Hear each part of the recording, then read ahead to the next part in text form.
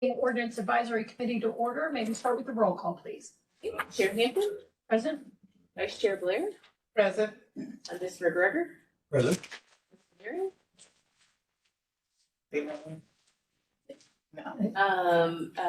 Mr. Hall, Here. Mr. Reeves, Here. Commissioner Hopkins, Absent. and Ms. Bagley. Here.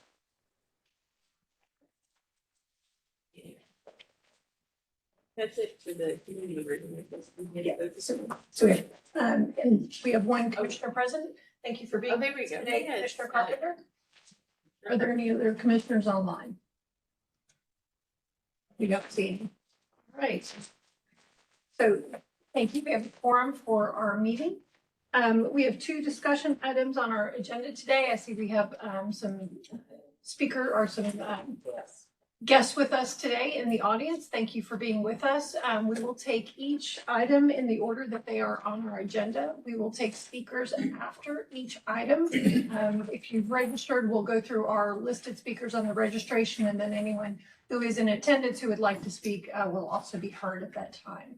So with that, Ms. Levy, can we start with our first discussion item?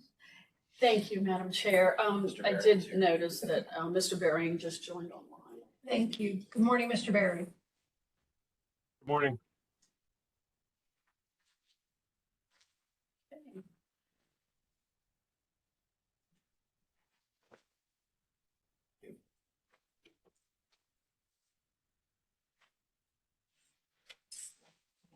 Okay. 13. Share. No, I did. I already did. No, that works white. Okay, well, good morning.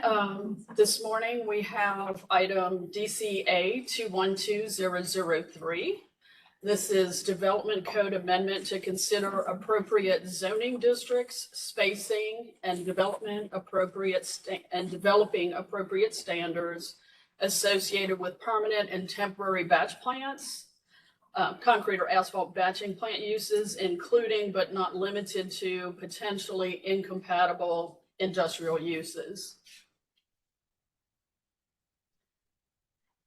I do want to mention this morning to everyone that we don't have an ordinance this morning, to review. We do have a lot of the elements and the proposal from staff, and of course a lot of you have already heard a lot of this in the public input meetings, which were very well attended, so we're very appreciative of that. We heard some really good input, so we're just gonna go a little bit further into that this morning, have a discussion, of course, answer, have questions and answers. And we're seeking direction really from ZOAC, and if this is the direction you would like us to move in, if there's anything else that you would like for us to consider and to bring back, and then we'll bring back that ordinance language when we work with the attorneys and get that to you. Thank you for that clarification, Ms. Levy. Yes, thank you. Okay, so just a little bit of background, and I'm going to try to move quickly. I know a lot of you have already heard this, but the code amendment started last year, toward the end of last year, when Councilmember Blackman, the chair of the Environment and Sustainability Committee, asked staff to come up with strategies to effectively address the batch plants for the city of Dallas. So, we went through a series of processes to do that, but we came back a couple of months later with a phasing approach, and that was done actually to respond very, very quickly to the lack of the public process for the batch plants. So we did a two-phase approach. We already went through phase one. We presented that and went through our required channels, meaning we brought it to our zoning ordinance advisory committee and then city plan commission, And then they forwarded that motion on. So May 11th, the city council did approve phase 1 of the batch plans, and I'll go a little bit into that. The last time we presented to ZOAC was September 13th, and that was just a draft presentation on the batch plant map that we've been working on, the interactive map that locates all of the batch plants that we have in the city according to our records. So again, the purpose, the reason for the code amendment, and a lot of what we're going to discuss today is in support of our CCAP plan, which is our adopted comprehensive environmental and climate action plan. And the goal is to ensure that new industries are an appropriate distance away from neighborhoods. So, and more specifically to protect the sensitive land uses, such as our residential, our parks, and our schools. We certainly want to improve the public health and the air quality. That's been, very big issue. We've had a lot of input on that. And then at the same time, we're trying to do a balanced approach where we have to, of course, we want to provide appropriate locations for the batch plant operations because they're necessary. I mean, we need them for infrastructure. So where we are now, again, we did the phase 1 approach, and just to bring that back, that was to address urgency of the sensitive land use issues, but mainly because we were removing the administrative by right approval process so that we could bring forward the public hearings for the batch plants. And that was all batch plants in the city, whether it be temporary or permanent. That was kind of a stopgap measure, if you will, so that we can have them apply for a specific use permit, go forward to City Plan Commission and then City Council for consideration to address, again, that public process, knowing that we would bring forward regulations that, were appropriate to help manage all of the batch plants. So that's where we are now. We're at phase 2. We drafted, some ideas right now through a very comprehensive review and public input.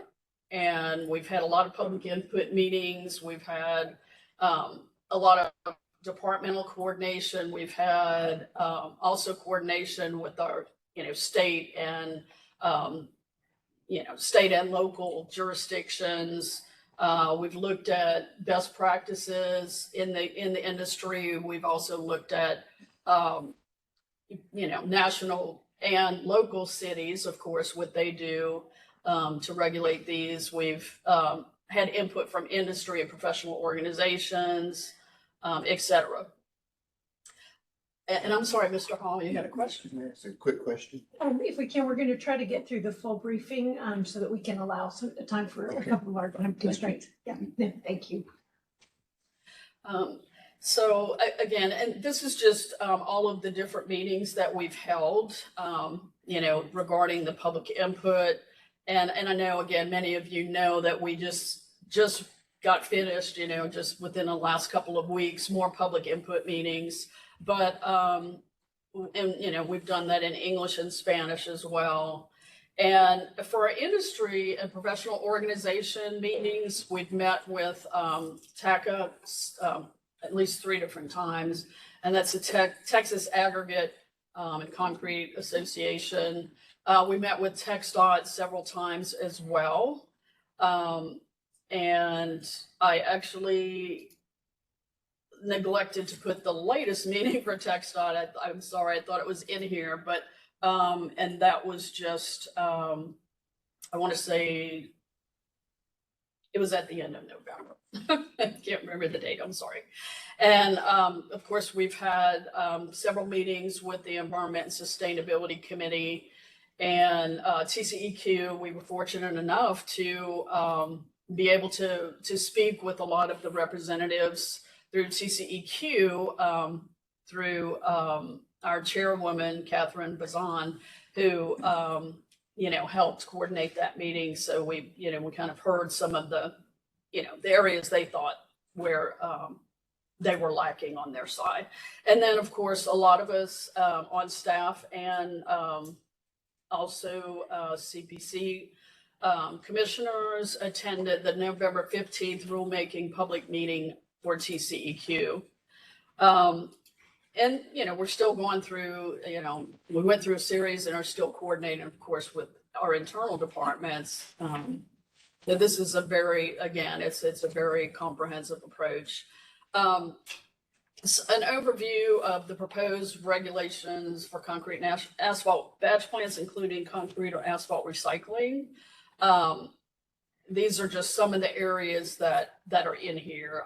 Revised categories of land uses, distances from sensitive land uses, and what that entails or what that means for the sensitive land uses is distances from residential structures and or districts, public schools, public parks, and we're measuring from property line to property line as best that we can, that the layer that we have already in our GIS system. And then we also have included distances from other batch plants, and again, measured property line to property line. Revised renewal time limits, revised standards based on dust management practices, mainly for dust control and, of course, some stormwater management too. We do have a lot of it already in our ordinance, current ordinances. Standardized signs posted on the property. Additional application information. That's not something that's part of this. This is something that we're doing internal as part of intake for our applications when, for instance, a batch plant operator comes through and they are required to apply for a specific use permit. They'll also be required to complete a checklist that has a lot of checks and balances, for the measures we're going to put in the actual eventual ordinance. Additional notification requirements, ingress, egress, access, landscaping and screening, site requirements, site restoration and remediation. So getting into, what that entails. We have regulations for the permanent batch plants, and then we have, or suggestions for the temporary batch plants.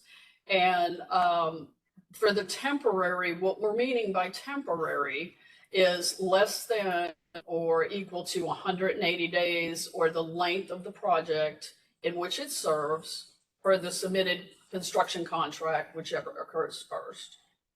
And then permanent, I'll go through kind of purpose and intent of the different categories as well. But for now, I just kind of want to get through the elements. So the land use categories for permanent, industrial, outside, that's kind of what it is now already. We're kind of leaving it there. And then for temporary use, it's still going to, go under the potentially incompatible industrial use when conducted outside.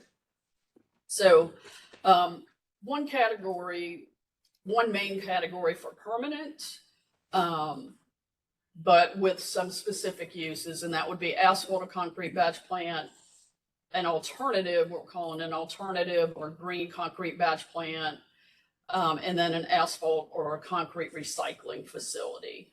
So those are under the permanent, and then categories for the temporary batch plants. What we're referring to there is the asphalt or concrete batch plant or the alternative green concrete batch plant.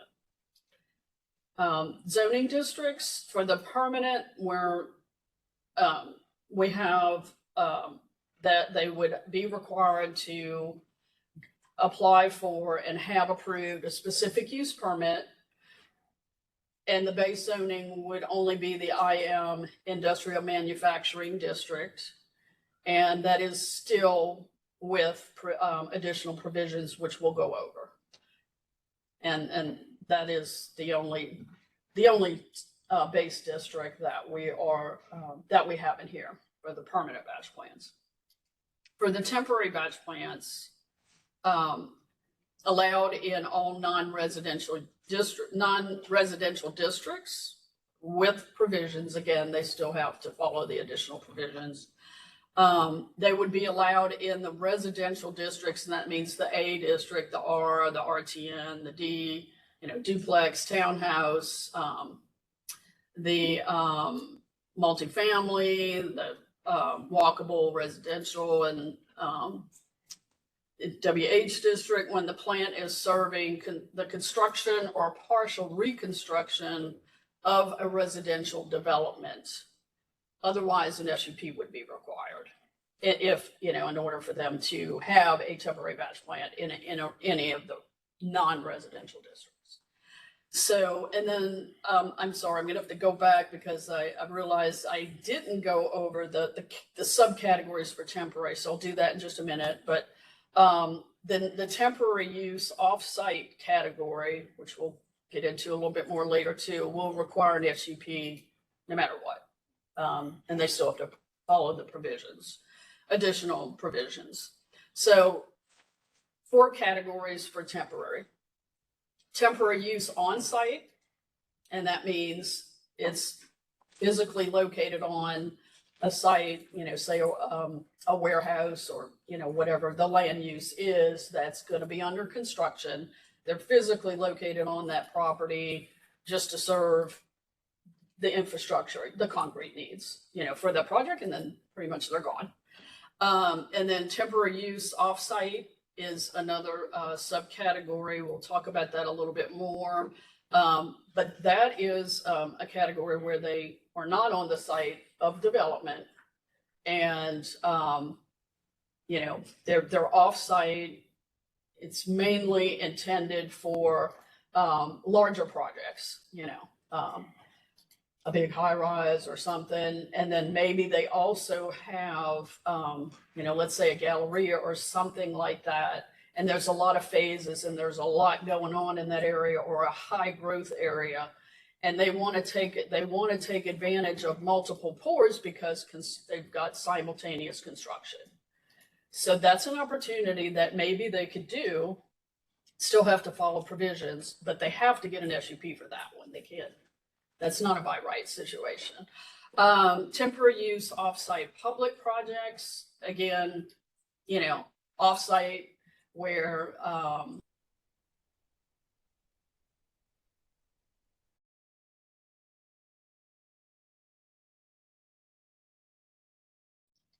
in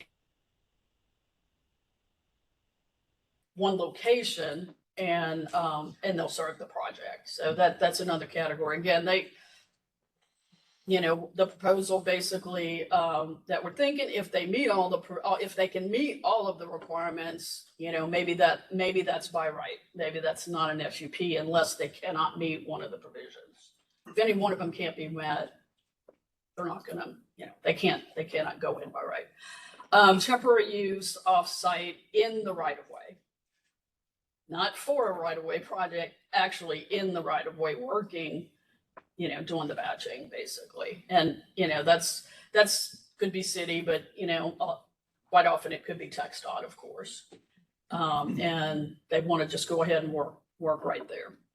That keeps them out of the, neighborhoods and everything. Of course, there's still adjacency. They still have distance requirements, etc. But that's another category. And again, if they can meet all of the requirements, then they could do it by right.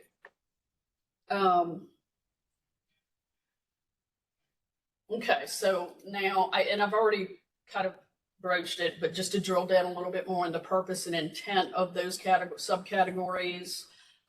Temporary use on site, again, to allow the operators to provide concrete or asphalt to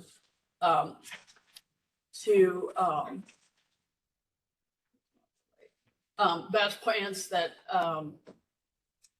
I'm sorry, on site is where they provide, that's a typo and I'm so sorry.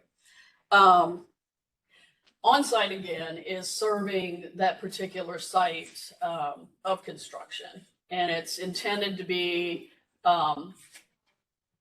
erected at the facility where they could take it down fairly easily, because once the project's done, presumably they take down all the equipment and they're gone.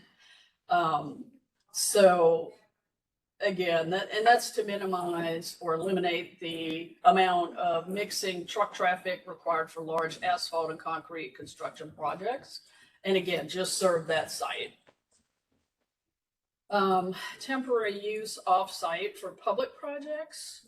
That is to, again, allow the operators to provide the concrete for various off-site locations. They serve multiple projects, and those are not designed to be erected and removed with ease because they're a little bit longer, serving more than one development. And the intent is to reduce the number of the batch plants by allowing, again, some of the batch plants to operate off-site to serve those multiple sites. And again, it's advantageous for them, cost-wise, to just have the one pour where, they can actually have just one facility. So,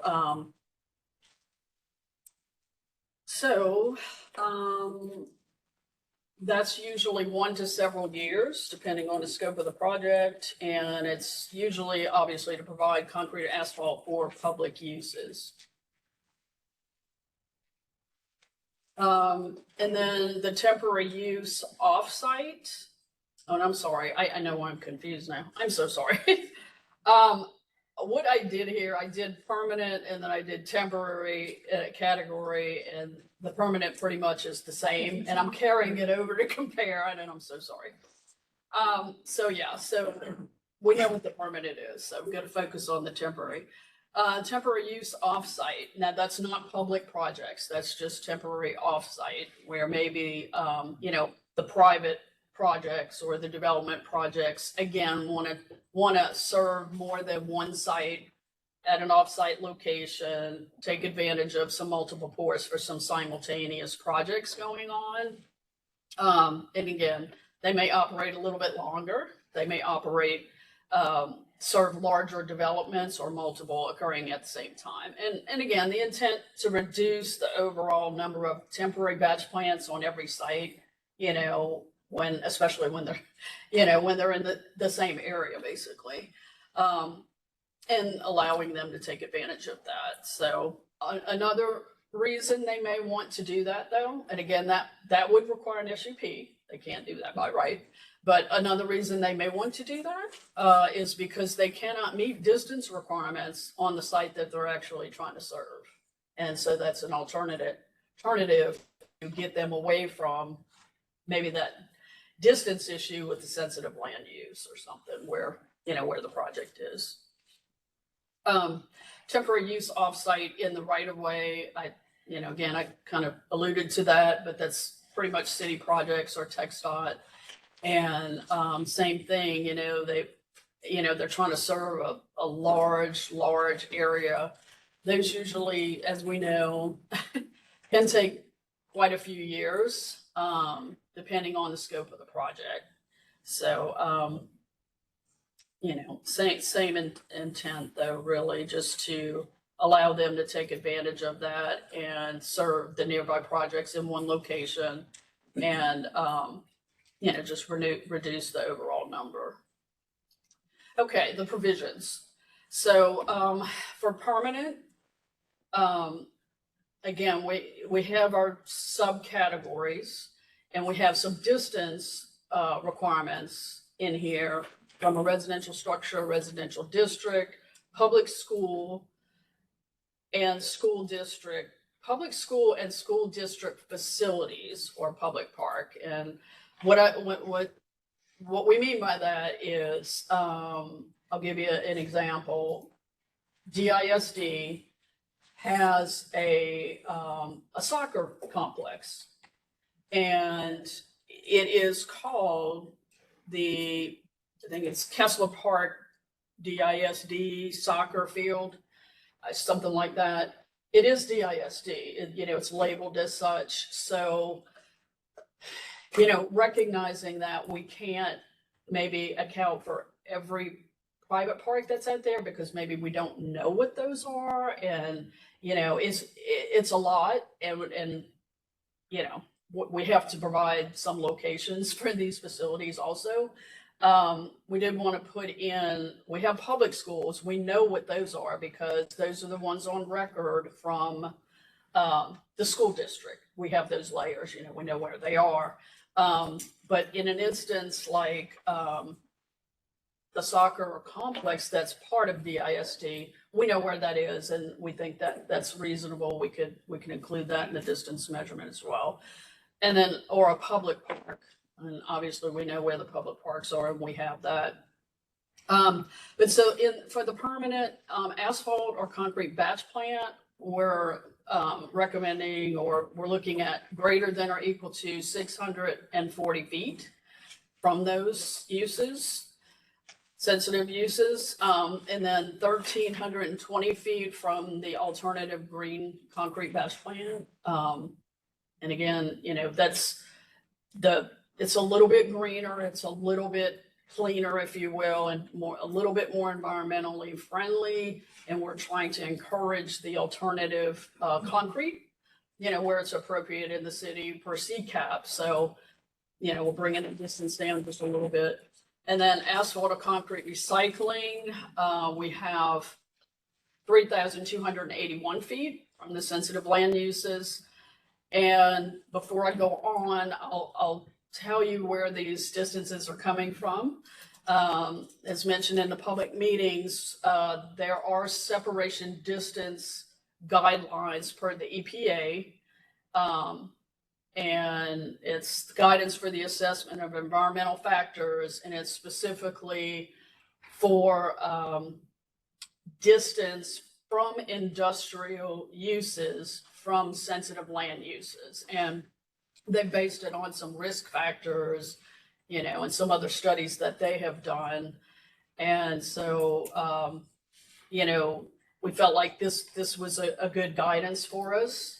You know, we looked at obviously we looked at other distances of, you know, what we've had as far as in precedents, you know, with the oil and gas, we had the 1,500 feet, you know, so we looked at a lot of different factors and felt like this was a good, this might be a good tool to use that they've already come up with. So on the temporary asphalt or concrete batch plant alternative,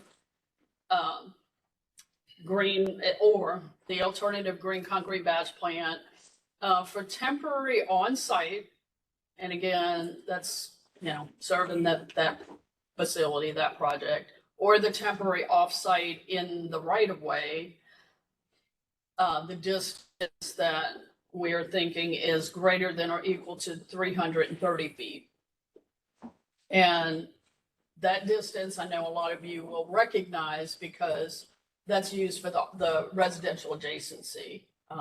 So, you know, we felt like that might be a good number, reasonable distance, you know, when it's on site and it's temporary, it's just serving the project with all the other measures, and then it's gone. So, and then in the right of way. So, and then for the temporary offsite, or the temporary offsite public projects, again, those are not on site. They're on one site serving maybe multiple sites. And so we're thinking greater than or equal to 1,640 feet is still a good number. I mean, they should be able to meet that. They're going off site somewhere. So, and then distances from another batch plant, pretty much the same. If you know, look at the chart, they pretty much carry that same distance requirement. But for the temporary use of on-site and then off-site in the right-of-way, we're thinking we don't really have that prescribed. It's in the right-of-way, so you know, we don't really have that a distance requirement for that. And then if it's on-site, it's on-site. You know, it's serving that facility.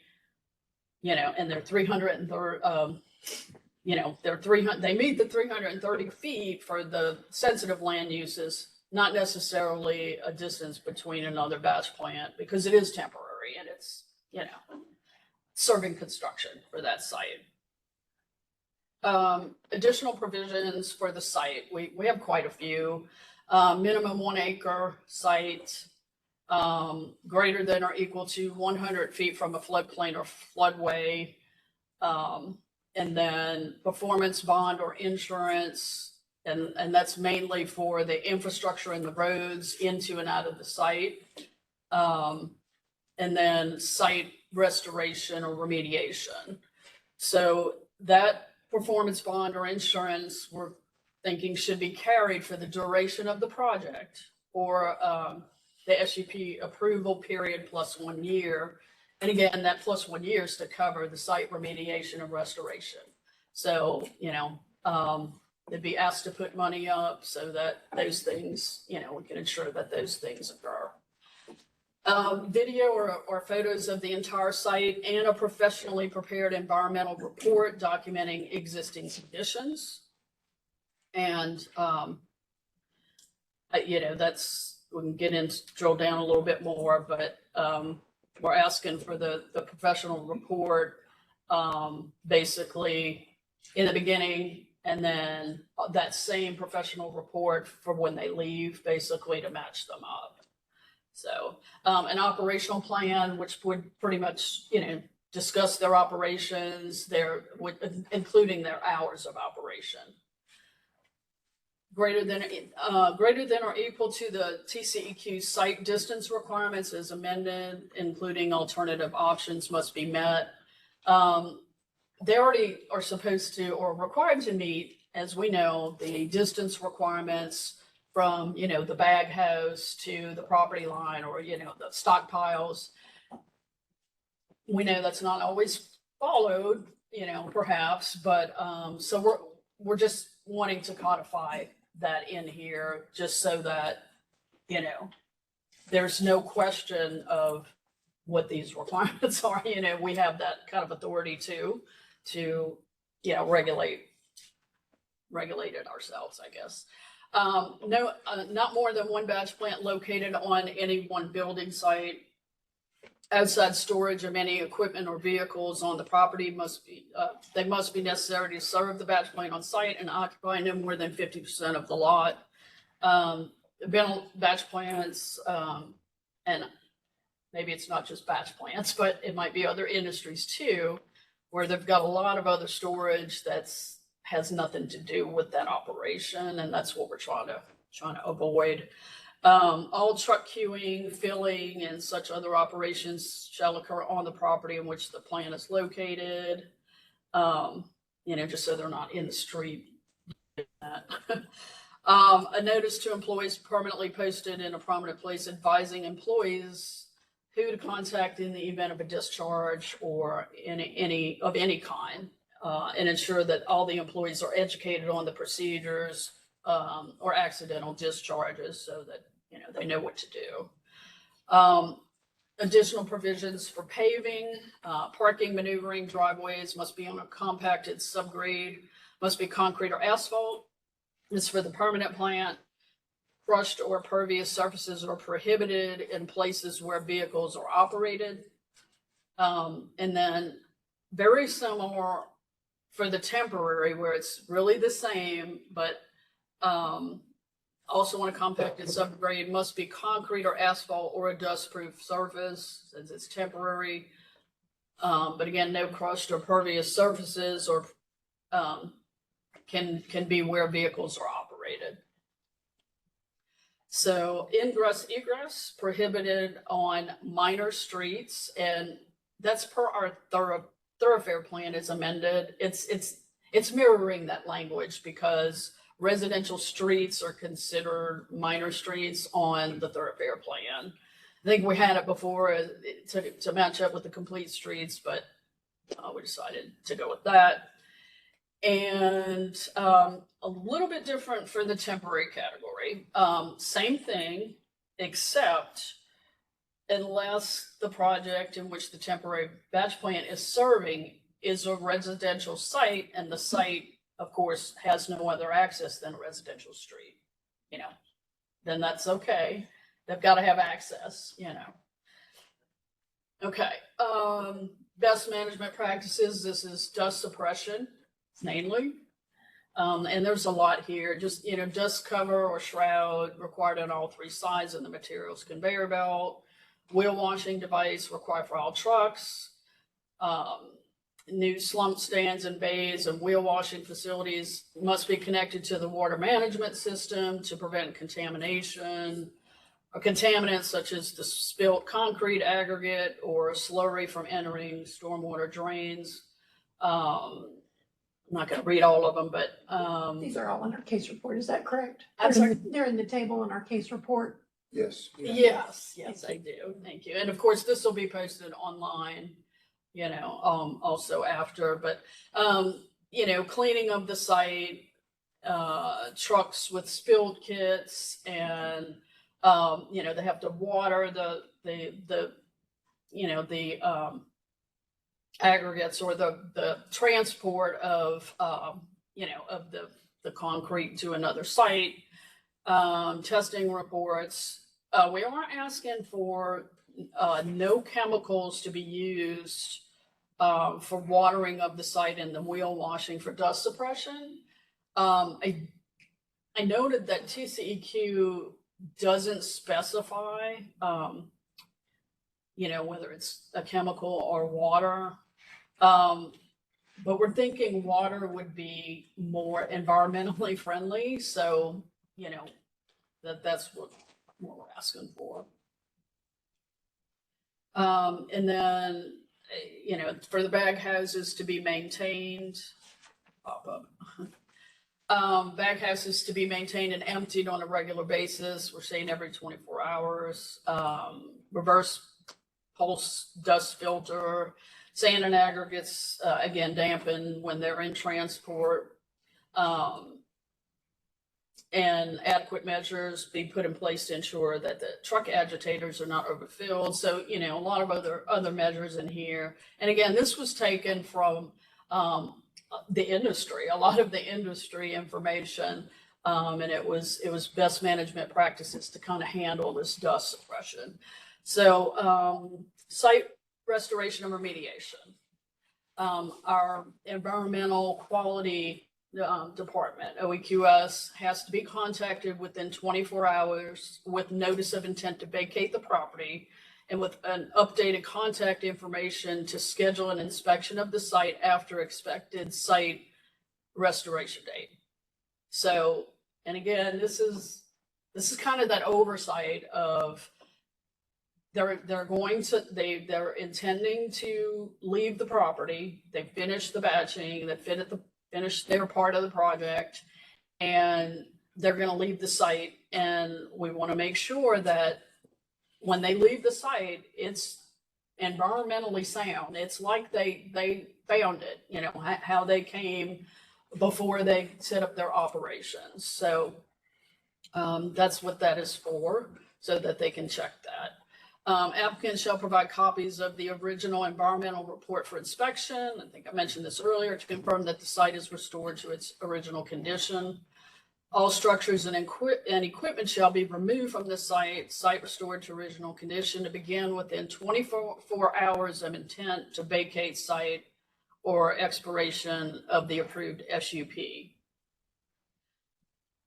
Now, I don't know if we may want to move that 24 hours to 72 hours. I don't know. We originally had 24 hours for the contact with intent, but after speaking internally, the preference was the 72 hours. That's how their inspections are.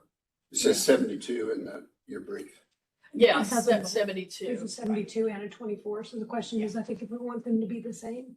Yeah, we had It's two different provisions, but It related. says OEQS must be contacted within 72 hours. right. And on the last sentence, The last sentence, it says 24. Right, that's what I'm And saying. that's the question, do we want to align We're this? probably going to align that because, that they're two different things, but they probably should mirror the same time frame. Like I said, we had 24 for both before, but so we'll probably go with the 72 on, I would think, the structures and equipment. And then we have a few folks who are going to have a 10 o'clock start or Yes, what, Okay, I don't think we And I have too think much. you're more. almost, yeah. Yeah, we don't have too much more other than the map. We do have the map stuff, but, so signs posted on the property and then, you know, of course, with SUP information, expiration date, other information. And then we want them to be all consistent and very legible. Screening, screening with a minimum height of 8 feet is required for the use for permanent batch plants. Temporary, we still are asking for minimum 8 feet solid screening wall, but it would be more temporary materials since it's a temporary site. You know, it's not reasonable. So we just want the actual site area enclosed, basically. Excuse me. No landscaping, of course, for the temporary, unless they want to. You know, they'll do that when the site develops to its permanent use. So landscaping though, for the permanent, we have buffers, 30 feet adjacent to streets, 20 feet adjacent to all other properties or across an alley. And then, they can put part of the street, part of the buffer yard in the street right away with permission, of course. And there's some caveats to that. Interior and exterior screening wall, there'll be, you know, some rows of trees staggered to, and again, this is not just for aesthetics. Some of it's for aesthetics. A lot of it's to help clean the air. Again, that dust control and cleaning of the air. I'm not going to go through the rest of this, but public notices shall be 500 feet. That applies to an SUP only, of course. If they, you know, if they have an SUP, we'll do the notification, of course. But we did expand that to 500 feet, you know, from the normal requirements, which goes by the size of the property. Normally, 500 feet is only when you get up to 25 acres. I think. So this is just no matter what the size is. And then all homeowners associations and public schools on record per the specified distances from the sensitive land uses for the respective categories would mirror the notification to the HOAs and public schools. Applies to SUPs only, of course. Renewals, not applicable necessarily for permanent. And what I mean by that is we're not recommending a specific time frame on the renewals. It'll be specified per the SUP, if that be the case. And then temporary though for renewals, 2 per the updated construction contract or as determined by the SUP. Extensions beyond that are going to require an SUP. Other sensitive land uses, again, I alluded to this earlier too, the private schools, private parks, daycare facilities within established distance requirements from sensitive land uses above shall be considered in determining the appropriateness of the SUP. So that's when they go forward for an SUP, those should be taken into consideration. We're just going to kind of put that in there if you like that, you know, so that at least we can, that can be done case by case. You know, it could be looked at to see what's around it, since we don't have prescribed distances for everything. You know, we can't do it for everything. So that's for the permanent and also for the temporary that require an SUP, meaning the temporary offsite, or if they can't meet their requirements and they have to have an SUP. There's a lot of definitions. I'm not going to go through that, but we do have a lot of proposed definitions. Update on the map. How am I doing on my time? Do we have time to go through the maps a little bit? Probably high level, because I'm sure there's going to be some questions on it. A little bit. Okay. Okay. So, just out of my way, I'm sorry. Operational batch plants, map view. This is just showing basically where we've seen operational batch plants. And then I have, you know, we have the addresses and the council district and SUP numbers on the little spreadsheet here. trying to advance my slide and it's not advancing. I'm sorry. This happened last time. We were doing good. I think it's such a big file that, now that we get to the, These are permanent batch plants? I'm sorry. These are permanent batch plants? These are both. These are actually operational, the ones that are still in operation. So these are permanent and temporary that are still operating. Okay. Thank you for thank you for the question. I can't move this. I guess they're color differentiated. Oh, okay. I can't. Okay.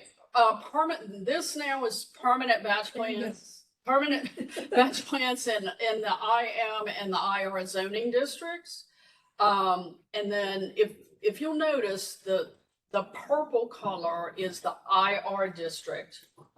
And I have another zoomed in view, but the IM is the red.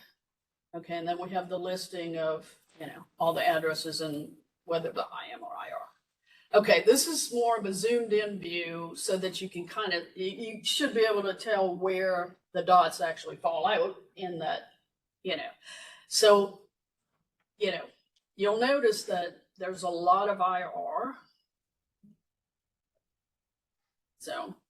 And then, Permanent. Hold my question. I'll follow my rule.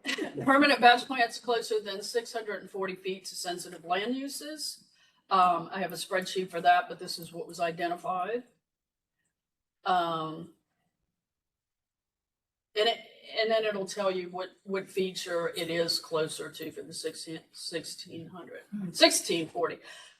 So all but one at 4525 Leston, basically, or within 640 feet of a residential property line. 640 or 1640? 1640. Did I say 640? I'm sorry. I heard 640. Sorry about that. So yeah, that's, permanent batch plants closer than 1640 feet to another batch plant. Those are mapped as well. The ones I highlighted, the ones in yellow that are actually,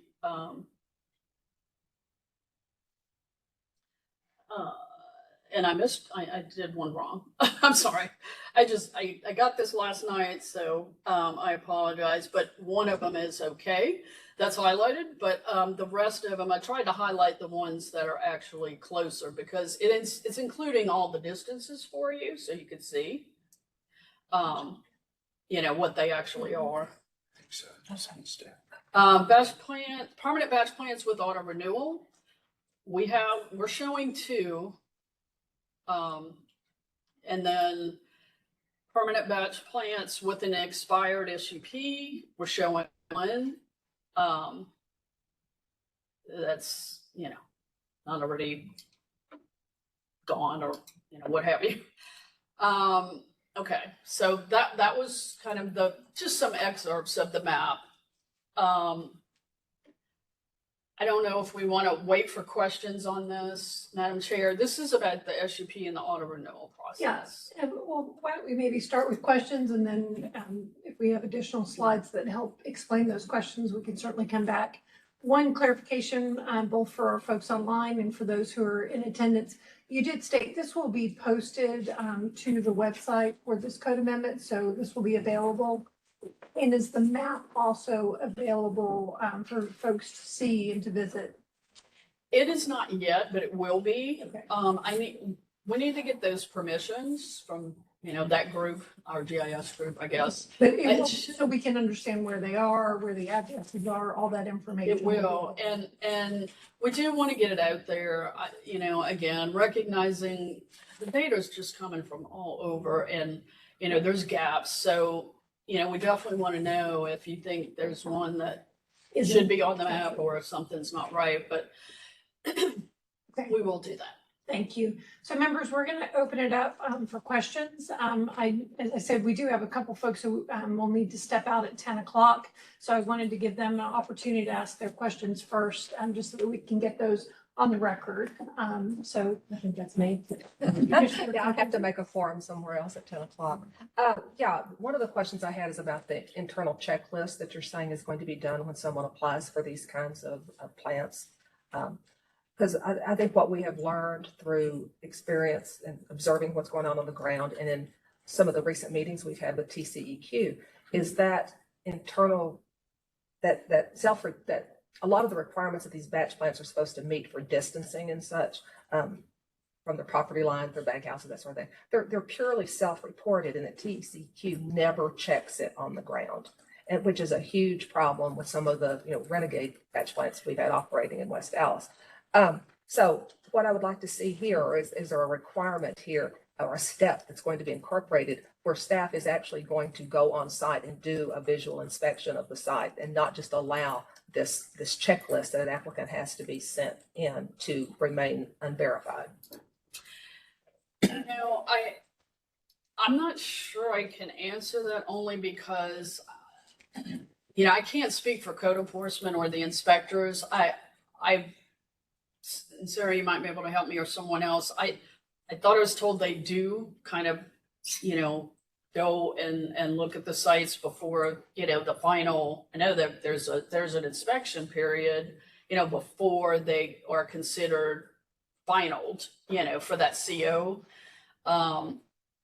But I don't want to speak for enforcement. No, it's a huge issue because, not that someone going out and visually looking at the site can see all of the issues, but they can certainly see the height of a fence or the distance of equipment and baghouse from property lines. And we've had batch plants operating on very tiny sites that could not possibly meet any of the distance requirements. But to the paperwork that was submitted to TCEQ, they've checked off that they have all these, that they have the proper required distances. Because what you're recommending or these recommendations are putting forward are not anything that the batch plants are already supposed to be complying with, the fence heights and the distances and all that thing. So I just would like to, get it on the record that it would be very helpful. It would avoid a great many problems if there is some sort of visual inspection, even a perfunctory one.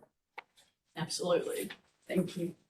And I guess one question, because I noticed under your site requirements, you have video or photos of the entire site. That's Could it- before Could that be included as a part of a renewal or other documentation that would have to be submitted? Is that It's going to be something that could a be- new one or renewal, right? So anybody that has to, Anybody moving have- forward. How you take the photograph could be a question, but at least it would be. Well, unless we've done vacations and rented, you wonder why the Yeah. picture of the vacation hotel is always from a different angle. 'Cause there's the Right. bauxite plant. Yes, Right. sorry. Yeah, I had another two quick questions. if I Yes, can, please. Because I do have to Commissioner go. Carpenter. Talking about protecting sensitive sites, and you're talking about public schools. I understand that tracking down all the schools can be difficult, that, DISD can provide the public schools or Richardson ISD or whatever within Dallas. But it makes me a little uncomfortable to exclude private schools. Is there another way to identify those through some accreditation agency, through TEA or whatever? Would that be a methodology that wouldn't be too time consuming? Or This one is a little bit, it's a challenge. Because, we want to protect all of our schools and, all of our daycares, and, just all that.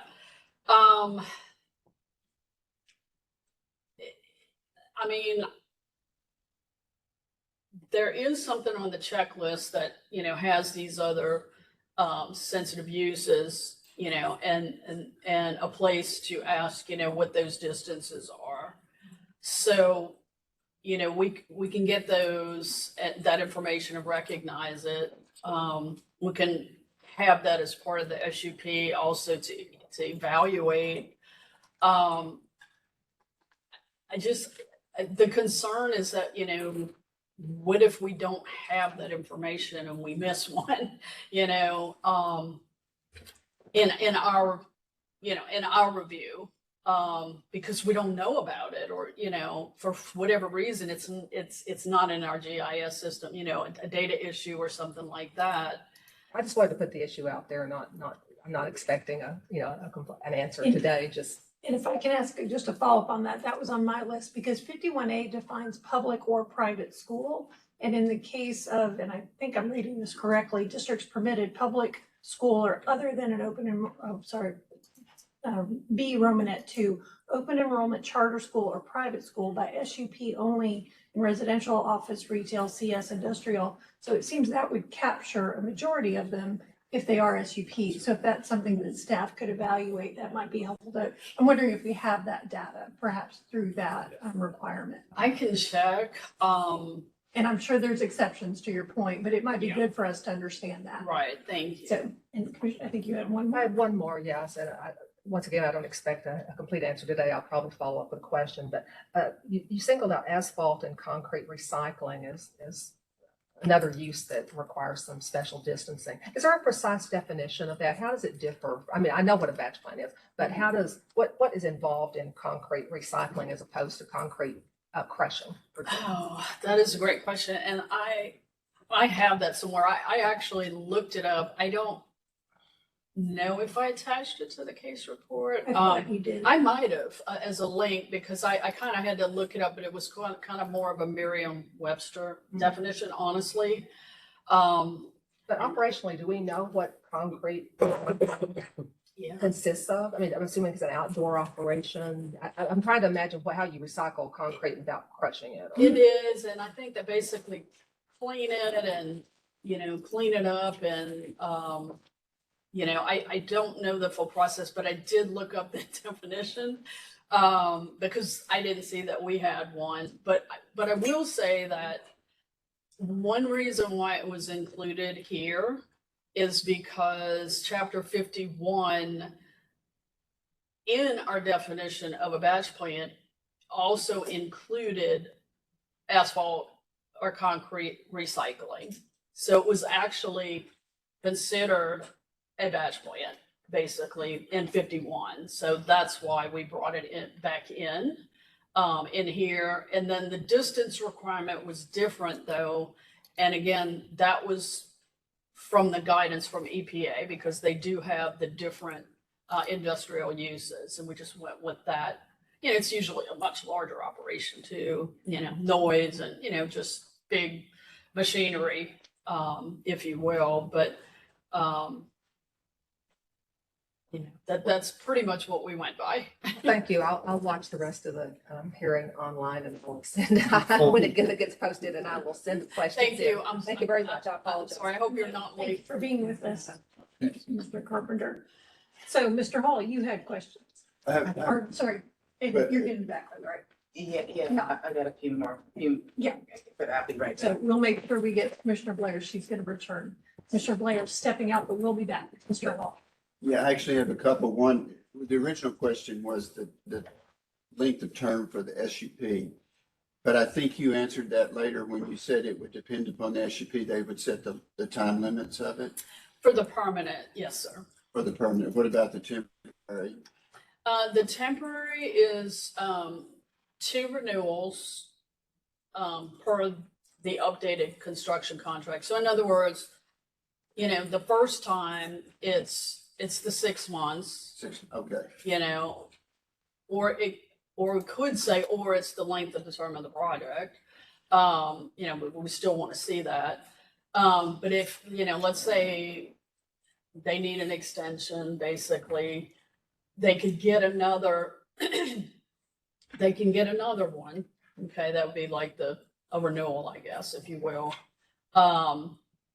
They could get that with an updated construction contract. Okay, and that says that's when, the contract's gonna end. Now, we're gonna probably have to look at maybe some reasonable length of time. Yeah. But, and then we can give them one more, we said 2, right? 2 renewals per the updated construction contract. Any extensions beyond that, they've got to get an SUP.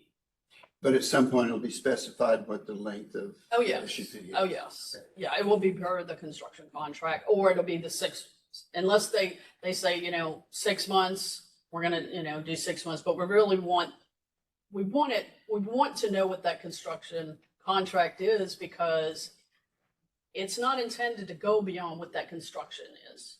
So, Of that contract. If I can are you asking just generally how the SUP time period is set? Well, I was recalling that SUPs might be 6 months or a year or something.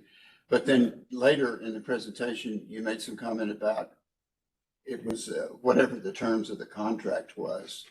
Oh. And I was wondering, is there a set per city standards, 6 months or a year? Or is there some flexibility to negotiate something for the SUP?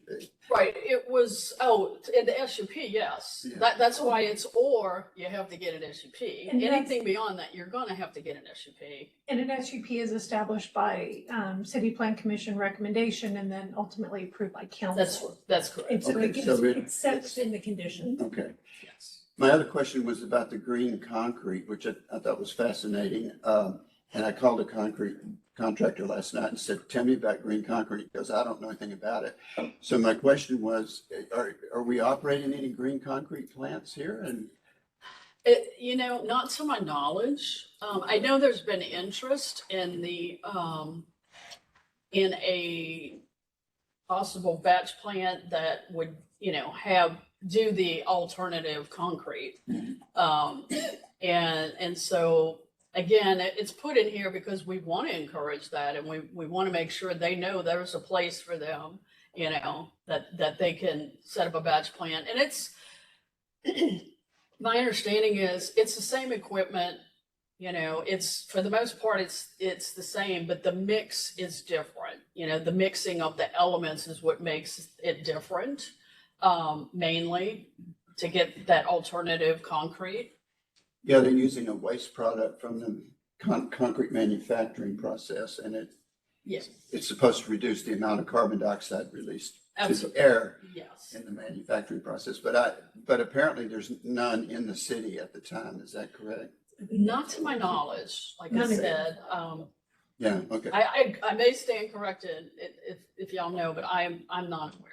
And, I mean, I appreciate the link to the technical paper, which I did read through.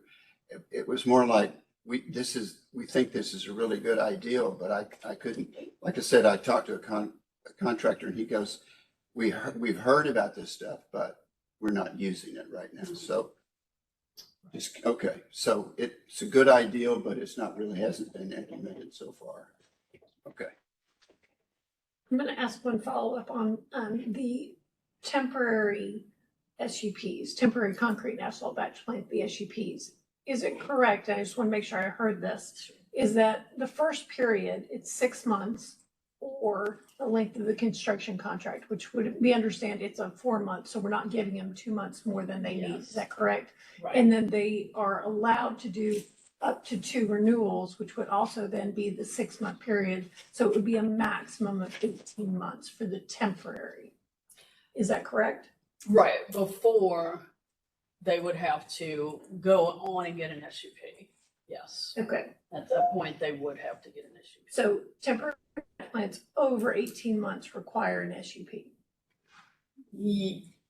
Yes. Okay. And if we can make sure that that's, because I'm not sure that's 100% clear in the language and I've seen the dates. And so I think that I had similar questions. So thank you for asking those. So I'm going to open it up. I have a number of questions, but I wanted to get to some of our other members. Anyone online? And I would ask you to raise your hand or you may need to speak. Mr. Reeves. Yes, can you go back to the slide that showed the industrial use ones where they were so close together up in Northwest Dallas? I assume that's up around Luna Road. Yes, those. Yeah, go back one to where all the dots are. To the map. Okay. Yes. Yeah, so There's a delay. Yeah. that's fine. So in that upper left-hand corner up there where they're all stacked on top of each other, they would be allowed by right, correct? But they would need to be 1,640 feet from each other.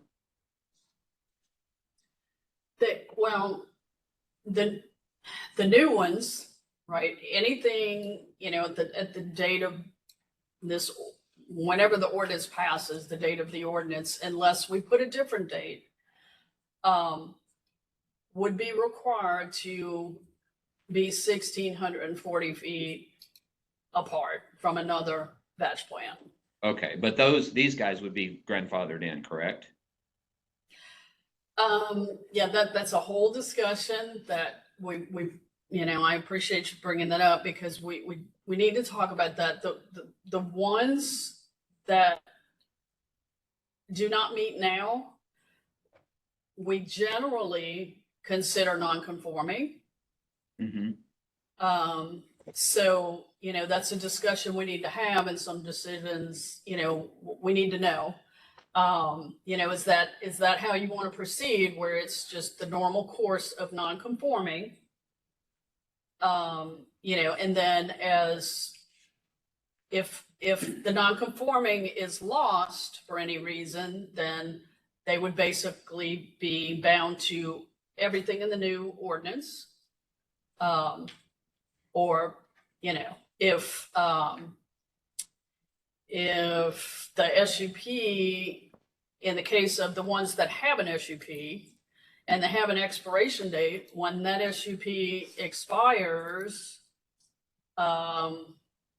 they come back through, and then what, do we continue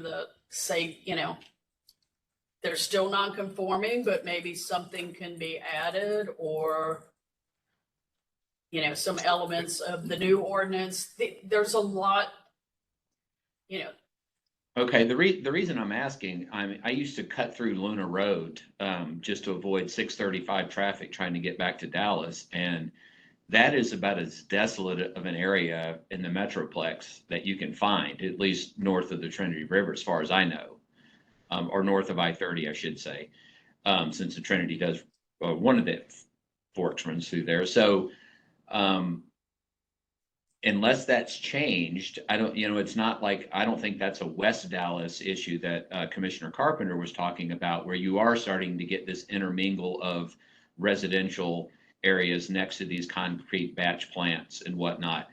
I don't think there was at least when I was cutting through Luna Road up there, I don't think there was a house within miles of that. So would we want to encourage those batch plants to continue to operate in that area where it's very appropriate, potentially, rather than potentially, because they don't meet this 1,600 foot requirement, we're causing them to go somewhere else, and now we're pushing them somewhere where they're not as compatible as where they are right now. Right, and that's a great point in question. But if they're not anywhere near the sensitive land uses, then they should be able to meet, to meet that. Yeah, right? let them stack up on top of each other, Yeah. right? Right. So I would think, just to say, well, they have to be 1,640 feet from each other. Well, if they're a mile from the nearest residential or sensitive area, then let them be back to back to back to back if they're not bothering anybody. And my next question, is that something the SUP could take care of, or would they have to do a Board of Adjustment kind of a thing because 1,640 feet is the rule? That's another great question, and we need some direction on that, because do we want to say that we have all of these distance requirements and provisions, but then they're able to go and just ask,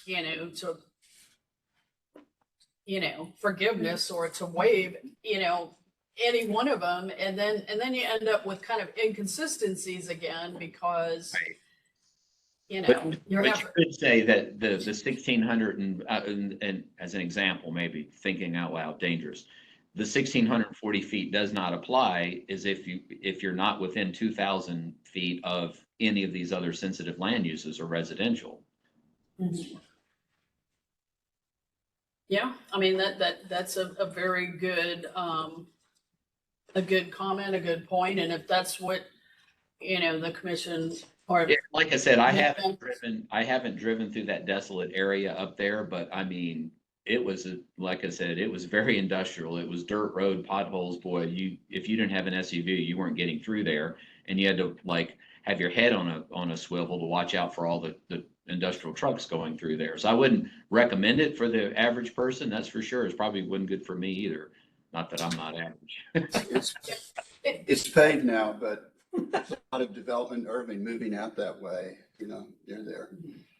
I just curious if all these plants are, permanent plants are on top of each other, is there a mass effect? Their exhaust, the dust? Is it, Yeah. if they were separated, it might be more diluted by wind, but if they're all together, does it create more Yes, and impact? yes, thank you. That was going to be my next comment, is that the distance from the sensitive land uses is of course to protect, you know, and help mitigate the dust and the appropriate locations from the sensitive land uses. But the distance between the batch plants is to handle the cumulative impacts of the dust and, you know, the emissions. So that, you know, where you have an area where there's a concentration of batch plants on top of each other, you have a lot of emissions, you know, you have that cumulative impact for the air quality. And that is something that isn't considered right now by TCEQ. You know, they're under their rulemaking. You know, we don't know what that's going to be, you know, and we'll know in a couple of months, but, you know, we're still not certain that they're going to handle, you know, put anything in place on their end to handle any cumulative impacts. Didn't really sound like it, but, so that's what this is for. This distance is for. So as a follow-up, I think, and Mr. Reeves, I'm going to try to put both of these together. Is there is one, I guess, consideration that while we might maintain a distance requirement or some other metric on the maximum number within a defined area, that it may be appropriate to consider if it is, whether it's 1 mile, whatever the appropriate from a sensitive land use, that it might be appropriate to allow perhaps a reduced spacing or some other essentially, is there a way to balance the two, that where we have the separation from sensitive land uses, that the spacing requirement, or there's a maximum number established, that there might be an alternative approach in those areas? Is that? Yeah, I think that's perfect. And I'm looking at the Council City District map, and that is all District 6 up there too, correct? I believe that is correct. Okay, so Deborah, Commissioner Carpenter has a dog in both areas. Yes, I expect we'll have a robust discussion when we get down to that point. Good. I think a problem with that though is that development has a way of expanding outwards. Absolutely. And it may, you know, even if it's a floodplain along the Trinity River now, they might find a way to develop out that way. And so what might seem like a good idea today in 2 or 3 years, I don't know, I'm not an expert on it, but I could see development moving. Yeah, agreed. And I think that's where we've got to find where that balance is. Okay.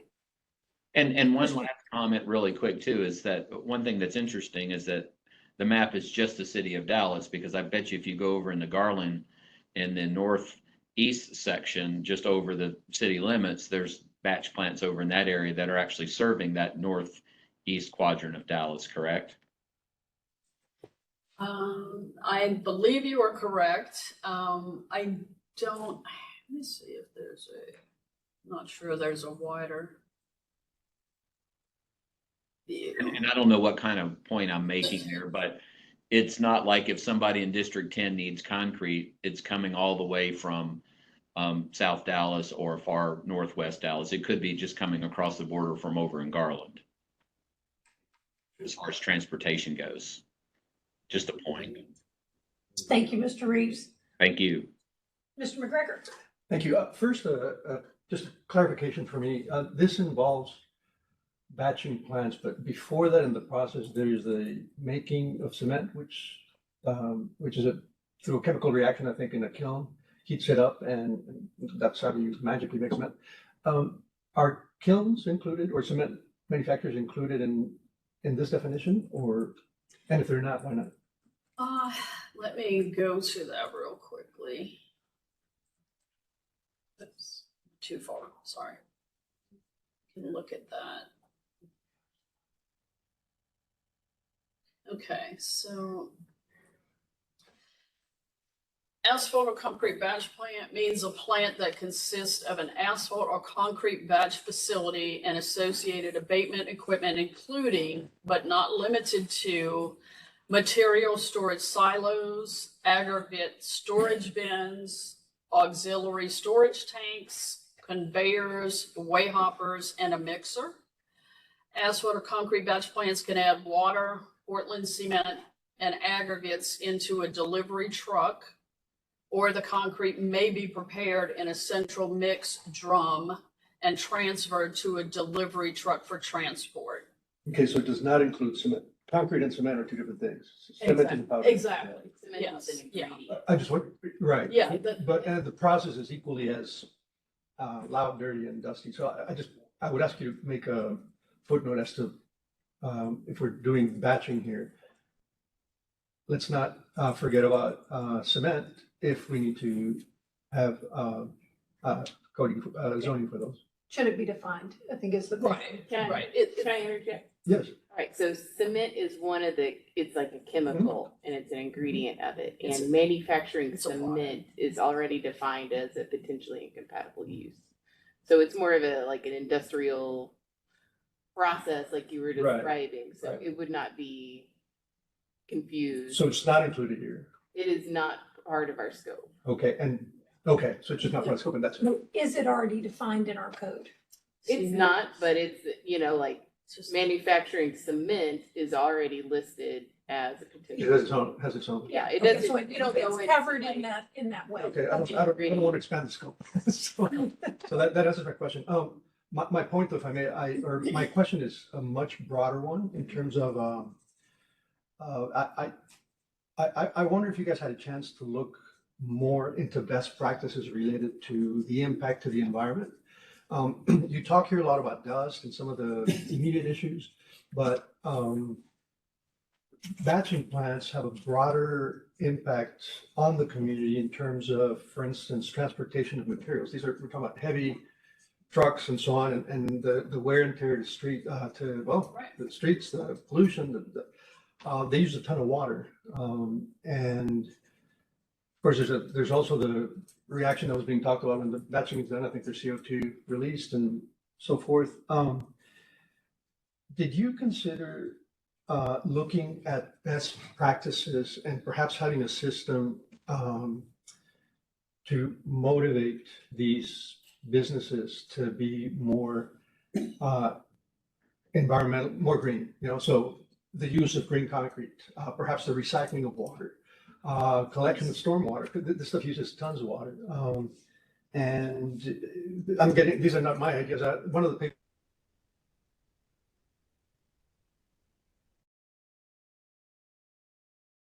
perhaps not, but created permanent plans.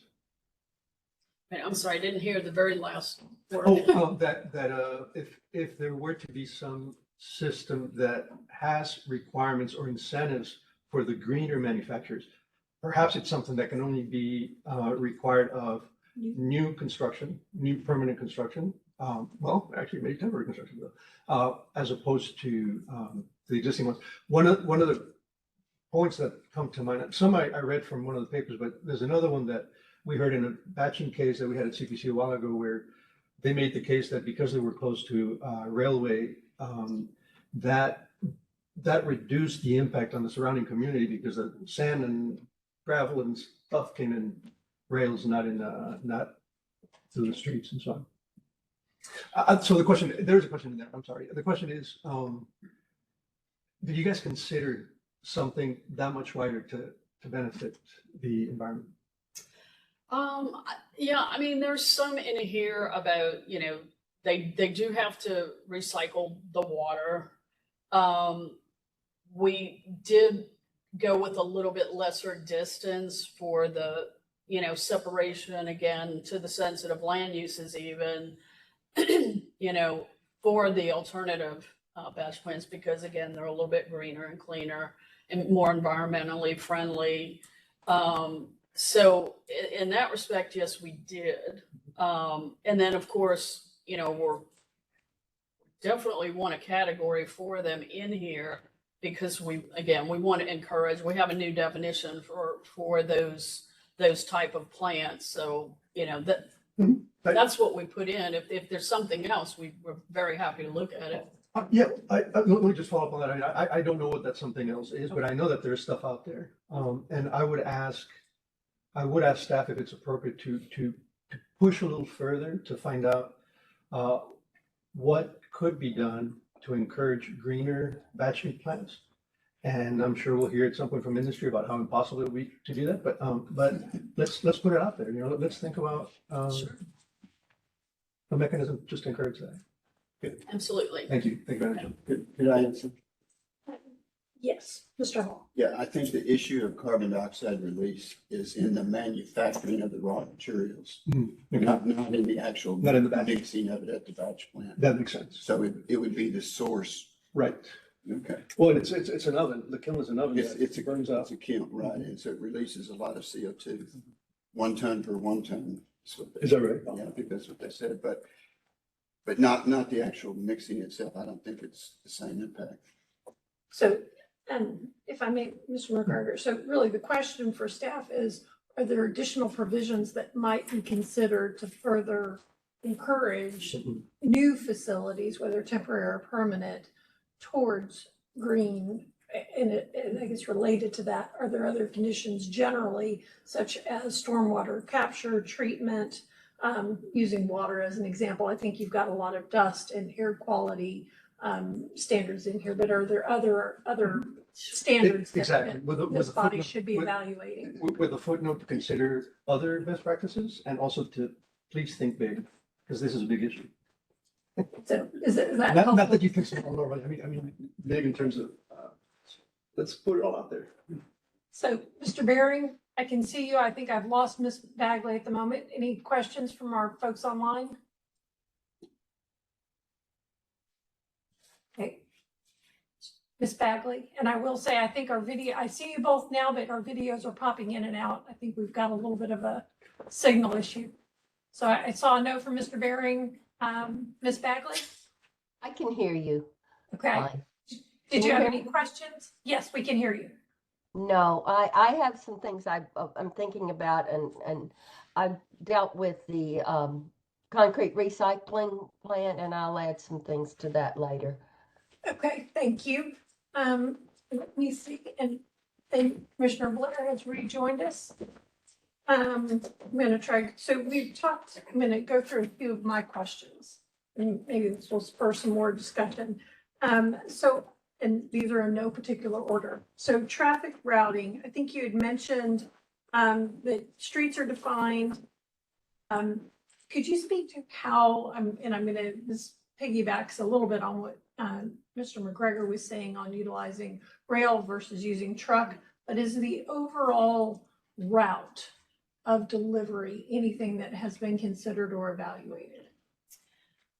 Actually, we already have roads in this city that are covered under another section under traffic.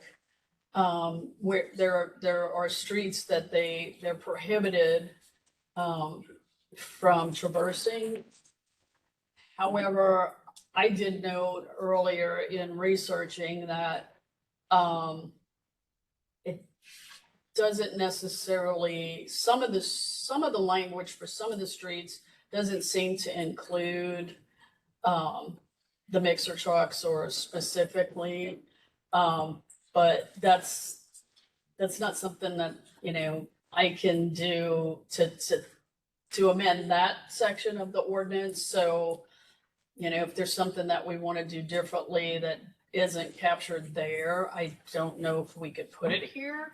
I'm not sure.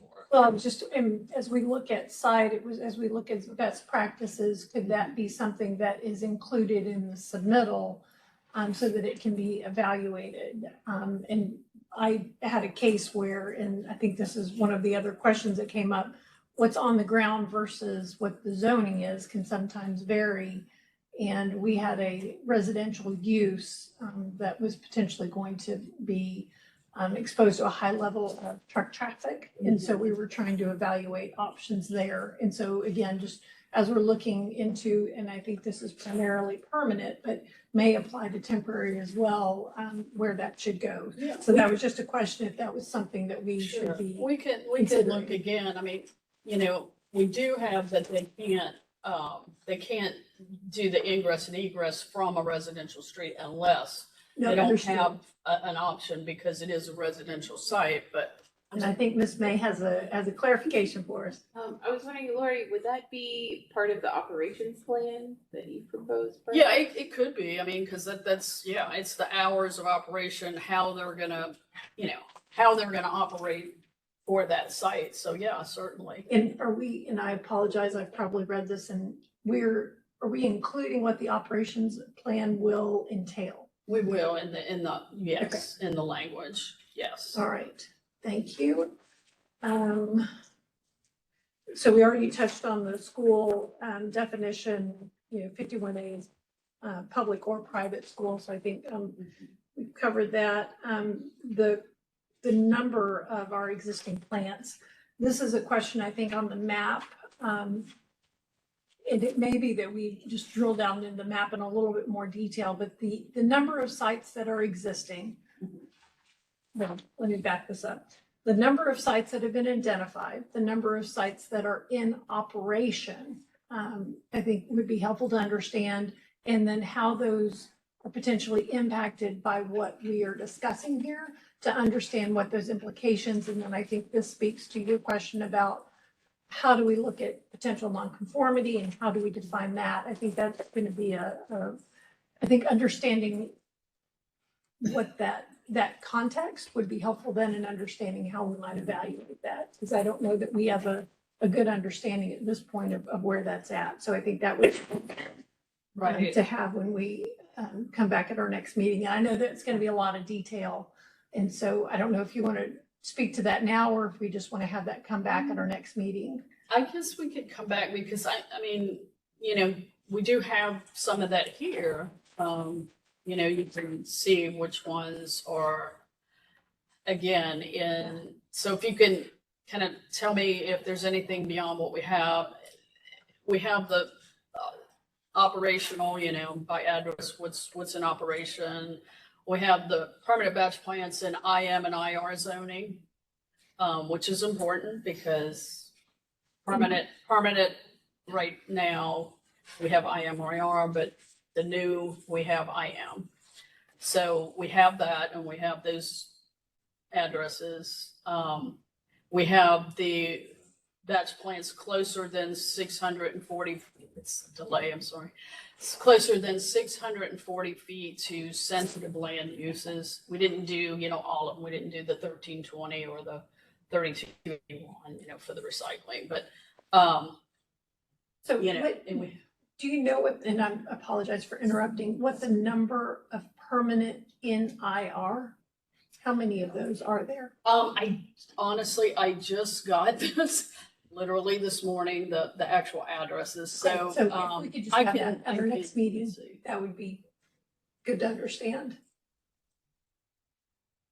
I'm showing 6 out of the ones that are operational. Okay. So, and then like I said, we have the addresses in the council districts. Then, so the permanent batch plants that are closer than 640 feet to sensitive land use, we have that spreadsheet, we have the map, but we have the spreadsheet that tells you, which of those sensitive land uses it's closer than 1640 feet. For instance, the residential zoning district is the majority, honestly, of what I'm seeing here in the chart.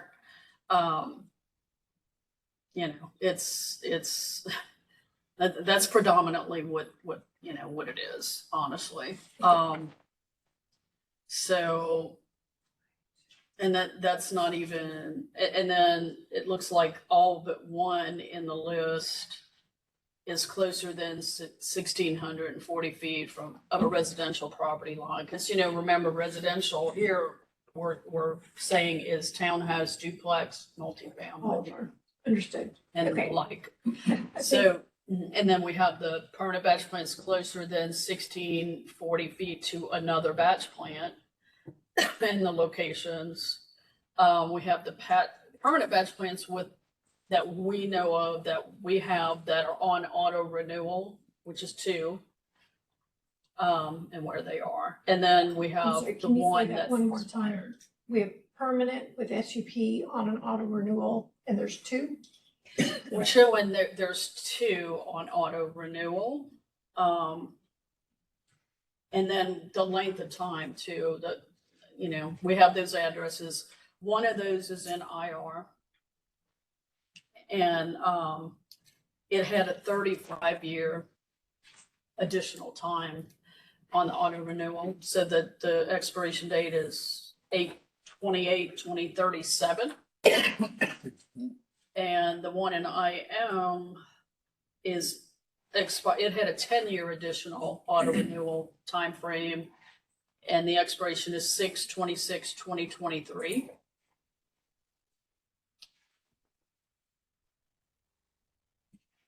And, you know, I don't know if this leads us into our So you have SUP your with the slide. auto renewals, but I do have a slide on Yeah, that. if you could maybe touch on that quickly, I think that might be helpful. Okay, yes. So in our SUP section out of 51A, we do have a process for automatic renewals. And I didn't put everything in here, but what's most importantly, as part of the SUP, City Council is the one that makes that call, basically right now, whether or not that use is going to be eligible for auto renewal. Okay, and then they have to follow, you know, some criteria, but so if the City Council says, yes, they are eligible for auto renewal, they will also establish that length of time, you know. So, but in order for the automatic renewal to come into play, the property owner has to file a complete application for their automatic renewal with the planning department, current planning, basically, after the 180th day, but before the 120th day before the expiration of that SUP. So, for instance, if the one that we have has an expiration date of 6/26/2023, they would actually have to come in about, you know, somewhere between 3 and 6 months before that 6/26/2023 and file their new SUP or their renewal, you know, same thing, an application for an SUP.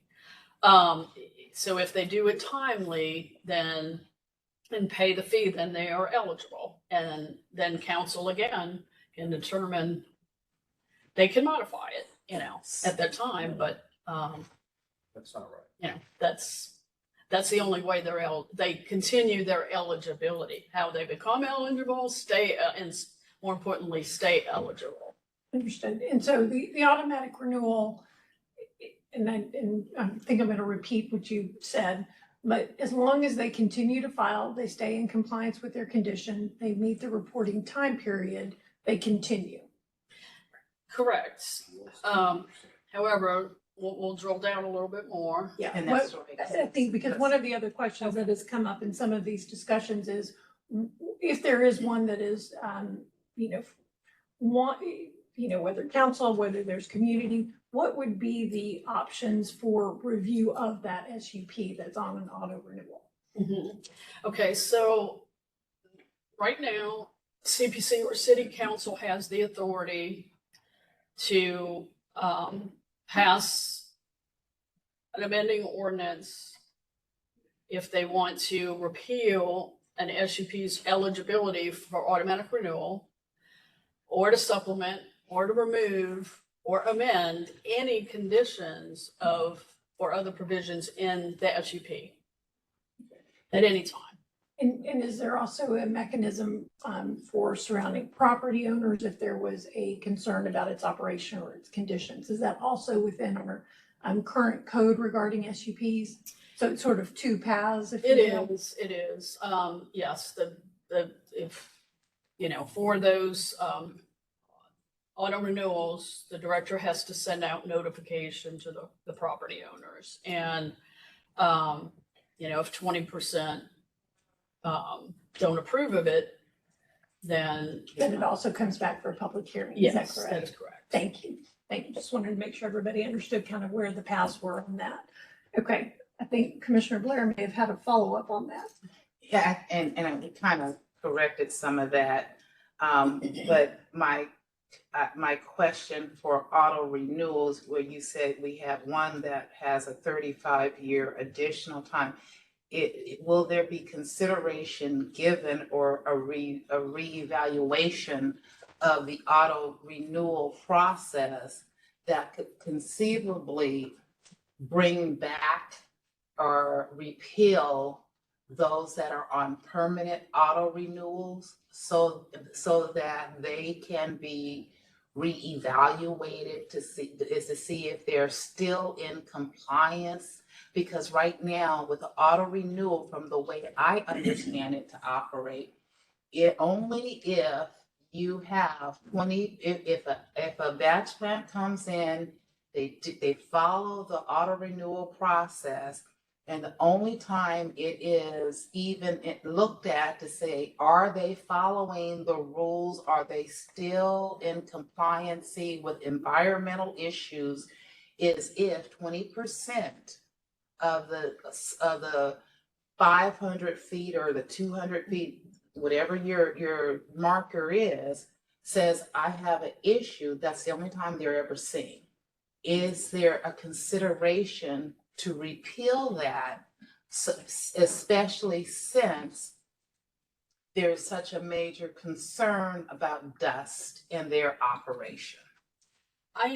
From what I see, and I don't know if attorneys need to jump in or not, but from what I see, yes, the CPC and City Council can at any time. But I Bring think them back. Ms. may have a clarification, because you're asking how I they have a evaluate. quick clarification. So the process goes 3 to 6 months before the SUP is to expire, they must submit an application to renew if they were granted automatic renewals. And at that point, during that 3 to 6 months, it'll be assigned to a planner in the current planning office. And one of their duties is to make sure that all the departments that, can comment, like OEQS and, transportation, whoever else, Parks Department, all these other departments that are on our normal list, they're notified that, hey, we've got one that's coming up that's going to be renewed. And they can send in comments like, hey, by the way, this is when we get a lot of complaint about this, facility. It's not in compliance with XYZ or whatever. So the departments have an opportunity to let staff know they're out of compliance with something.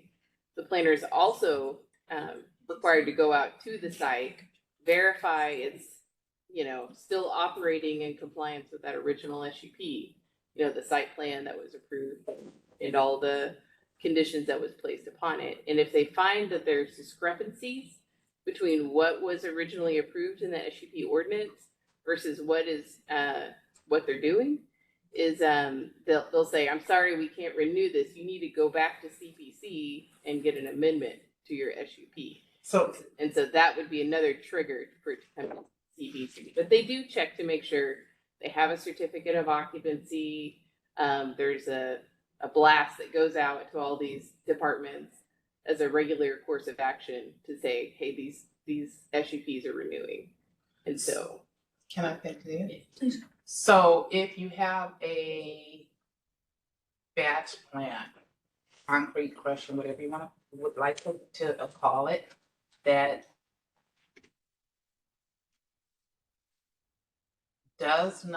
has automatic renewal, but does not have a erected building or has not, but they're up for a permanent automatic or an automatic renewal, will it have to come back before CPC when they do a site plan? If they expanded the use since the original SUP was approved, is that what you're questioning? Deborah, don't know, they've never built, they've never used. So now they are getting an automatic renewal request. There's nothing built on the property. So, and It just never. it never been started? built. So you don't have, so there's no one is going to complain. You're not gonna get the 20% because there's nothing to complain about because there's no use, but they're getting an automatic renewal. So as soon as they do a site plan, does that bring it back to CPC or for city council to look at? I think this is what this is in reference to. I think I'm answering the question, maybe. There is a minor amendment process. And it allows some flexibility with some different things on the property. But it has to qualify, as a minor amendment. But amendments that do not qualify as minor amendments have to be processed as a zoning amendment, which means City Plan Commission shall authorize the changes. They have to authorize the minor changes, like in the landscape plan, that doesn't comply with their SUP ordinance. So, but there's parameters for minor amendment, and they're described, does it reduce the perimeter landscape buffer strip shown on the plan? That's not gonna be minor, right? Does it change it to where it affects the aesthetic function, of the plan? That's not going to be minor. So they're going to have to go back through the zoning process if they've got a change that's substantial enough. If it's a minor amendment, though, it's still going to go to CPC after they do a public hearing, to make that determination of whether they can tweak that plan. Is that what you're? Well, yeah, but Some of it. but I'll address that. I was gonna say, and And that, but let me go from that to other questions, if you would. Is that please, that's where we're at. We're in question. for consideration? I don't know if I missed anything, so if I am repeating anything that's already been done, I sincerely apologize. In your briefing, you had occasion to say these batch plants typically operate for 1 or several years, depending on the scope of the project. But several years could be defined in several different years. Is there a way to, or is there a consideration being given to better identify what several years really truly means? Because it's up to interpretation as to who's reading that on any given day. Well, that would be per the construction contracts, and those, and again, that's something that we're going to be asking for. They're going to have to provide that, and again, that applies to the offsite, the temporary offsite, where it would go through the full SUP process. And we're going to have all that information. We're going to have the length of the term of the contract, So and that type of thing.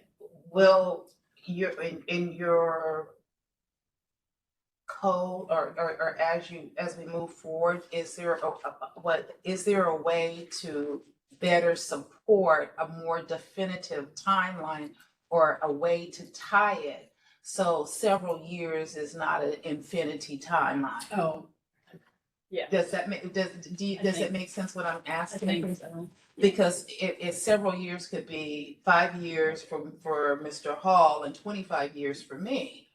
and who's right. Oh, yeah. And we could spend, and I've seen CPC spend hours on defining 25 to 5. Why are you guys laughing at us?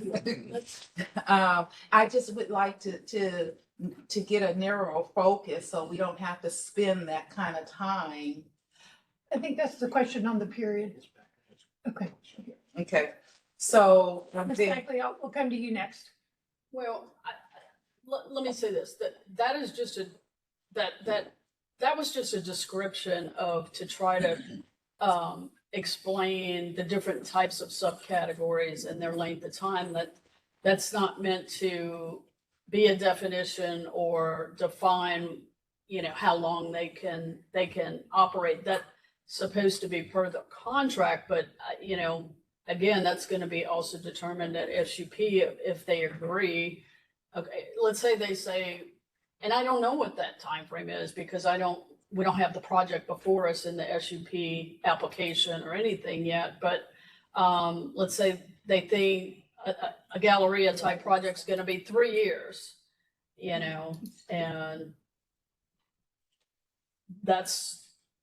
and they're asking for 3 years because we're gonna have that contract too. We're gonna ask for that contract. Does it say 3 years, you're supposed to be done? so if that contract gets extended, we have no notification that that contract is extended. So, and what we find is temporary slips into permanent because it does not have to come back for a better definition of what a time period is. So is there a possibility that consideration as we move forward can identify a specific time period and or a process that says that if this contract is supposed to end in 3 years, it doesn't extend for 25 years and we don't know nothing about it. Right, no, it can. It's not going to be able to extend. We're going to be setting the time period, correct? Exactly, right, Okay. right. At At the time of, the time of the SUP, but or is it correct that we are also going to, or we have the ability to include within our standards recommendations for that? For instance, there's a yes. recycling center has a 2-year SUP that's set in code. So that is one thing that this body can evaluate in making our recommendation. yes, Do absolutely. I need to stop or can? Well, I know we have a few other questions, but if you had a couple more, please. Yes. I noticed that when we were talking about best practices, that you said work performed shall be during a well weather only, so to avoid any windy conditions. Can we remove that because Dallas has a lot of windy days? And that's when we find most of our complaints occur on those windy days, but you're not testing for eventuality. So can we consider that when we move this forward? That's just.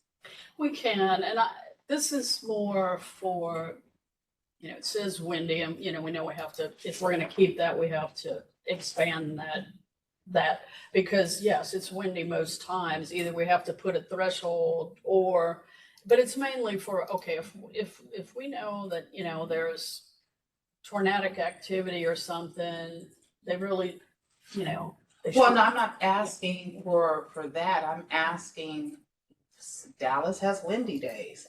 And windy days, most days.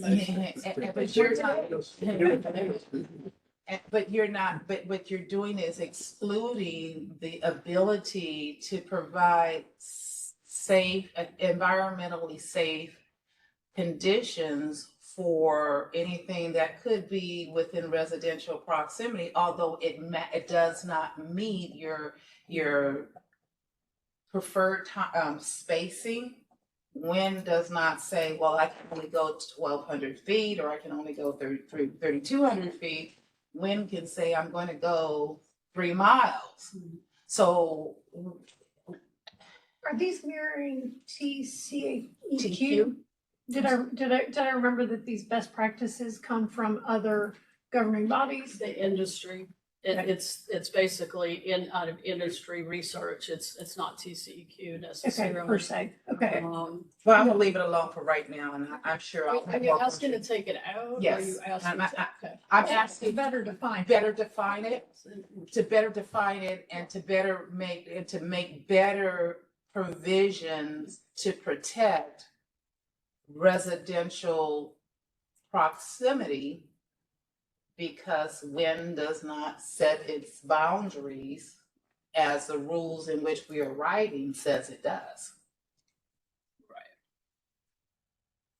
And Any further questions? I have further questions, but I'm gonna let other people ask questions too. Okay. So, Ms. Bagley and then Commissioner Popkin. Yes, just a question, well, more than one maybe.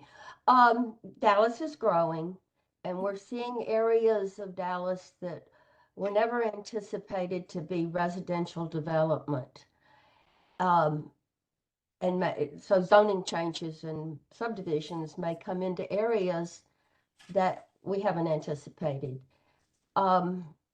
It should be due diligence of the developer, but is there a way that in the rezoning of perhaps industrial land to a residential land that these batch plants could be identified to those developers? Because what happens is you allow the residential development in that proximity, and then they complain, and the batch plants, which were there first, are in trouble. And I just would like to see some port to protect future residential development, as well as protecting those batch plants that we've allowed to exist because they're needed. So that's my question. Sorry, can you? So we have a new subdivision that comes in an area that previously had no residential development. There is a existing concrete batch plant that's within the proposed area requirements, but the batch plant was existing, the new residential has come in, then essentially all the things we were trying to protect against come into play. I think Ms. Bagley's asking, how are we evaluating future zoning changes in areas that weren't previously residential? How are we thinking about that? Yeah, I mean, Well, is that something that can be put in within how, and I think Ms. Bagley said this, as a zoning change comes through, is that going to be part of the evaluation and considering new areas for residential? And obviously we need residential growth. I don't think there's any question there. oh, But I would think so. And, I'm thinking that that's more part of, the SUP process, if they go through it and evaluating, if it's appropriate. But it's also part of Forward Dallas, as far as, identifying where it's anticipated. identifying, and changing zoning districts and land use, future land use, which our zoning should follow, of course, what our future land use is. So that should match up a lot better once Forward Dallas, comes into play. Understood. Ms. Bagley, did that answer your question? Did you have any follow-up or other questions? Well, yes and no, but I don't have a follow-up at this point. I'm still thinking about it. So thank you. Okay. Certainly. Commissioner Popkin. So I was just wondering, when we were talking about time limitations, it started making me think about construction zones, especially when the entirety of Bishop Arts was under construction. I remember there were limitations as to the days of the week and times that construction sites are allowed to or permitted to work. So I'm wondering, are there time limitations in terms of times of day and number of days of the week that batch plants are allowed to operate under the code, or is that something we should look into? That is something that we did think about, and that's why we're asking for the operations plan for the ones that have to come through. the challenge is that the batch plans do operate almost continuously in order to get the project done. So, it's kind of hard to put that constraint on them too, and then ask them to get the job completed and not stretch it out, for any longer than necessary. So, but that can definitely be evaluated as part of the operations plan as they come through the SUP, if we, or I feel that's necessary. And then, of course, we have the typical construction hours that, whatever we have in our ordinance already may help. But, from my perspective, if there is residential adjacency, that's certainly something that, you would want to consider, I would think, as part of your evaluation of the SUP as these come through, Okay, so what I hear you saying is similar to maybe like a glass blowing facility, like the kilns are on 24/7. You can't really shut down the operation, though there may not be active operation of the facility. It doesn't turn off. Is that what you're saying? Well, I think she's, and Commissioner Popkin, I'm going to try to see if I can help get the answer here. The question is the batch plan itself running 24 hours a day, even if there's not a truck going out 24 hours a day? So as much as we put hours of operation on them, are there on-site site utilities that are site functions that might be a disturbance? And yeah, and that's did part that capture it? that Mr. is Popkin? Yeah. That is Yes, part of thank the you. operations plan, right? That's part of the operations plan and the checklist. We're asking, how long they're operating, including the trucks and, that On-site that activities. different dynamic. And I think if I heard Commissioner Popkin, her question, are there other measures that we would need to evaluate? In other words, are there noise considerations, essentially to mitigate those potential impacts on the surrounding? Yes, and we do have, of course, our performance standards already for noise and light and those type of things. So again, that's something you can go above and beyond, I think, for the SUP. But when we looked at it here, we're kind of just going with what we already have. Like the lighting plan too. Like we looked at lighting, but in all honesty, the lighting plans are very technical anyway. So if we don't have that capacity to really understand the lighting plans, but that's always something that you can add to an SUP as it's appropriate on a case-by-case basis, if it's necessary. Okay. Commissioner Popkin, if I may, I also wanted to ask a follow-up. Did you have something else? Yeah, I just wanted to confirm. So when they're presenting their operations plan, that's the time at which you guys are evaluating how that plan works and whether that's acceptable. Yes, how right, as to when the trucks are operating, and the facility's hours of operations. Yes, how they're, getting to and from the site. Yes. Okay, please continue, Commissioner Hampton. Thank you. And so related to that, my question was, on our current kind of chart that we're looking at, buffer yards are proposed on permanent. They're not proposed on temporary. And correct me if I'm wrong, this is because they're intended to be likely a smaller site, more focused, more detailed. But if there was an on-site case, if it did have a residential proximity, would it be appropriate to include a potential provision? Again, if it's a new residential development, you've got the batch plan on site, it's because it's in that development versus reconstruction. You've got a mix of new construction, existing folks living in their homes. This is operating to have that thought that maybe there might be an appropriate buffer for that location, again, just to mitigate some of those conditions. Is that anything that has been evaluated? Well, I mean, that's a very kind of almost very specific case that might speak to, that's why and you again, evaluate the SUP. through the SUP, process of any of those, you can add anything appropriate For for that. that, and that is part of the evaluation. Thank you. But again, like landscaping, permanent, it's fairly permanent, screening, again, you look at that on a temporary situation and. So I know we have some speakers here. Were there any final questions for staff? I'm seeing none. Anyone online? If you would please speak up. Online speakers, registered speakers, or just online commissioners?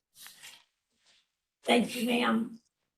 And I'm an online registered speaker, but I don't know if it's time for us to speak. and we are about to start going through that list. We were asking our committee members for any final questions. Oh, okay.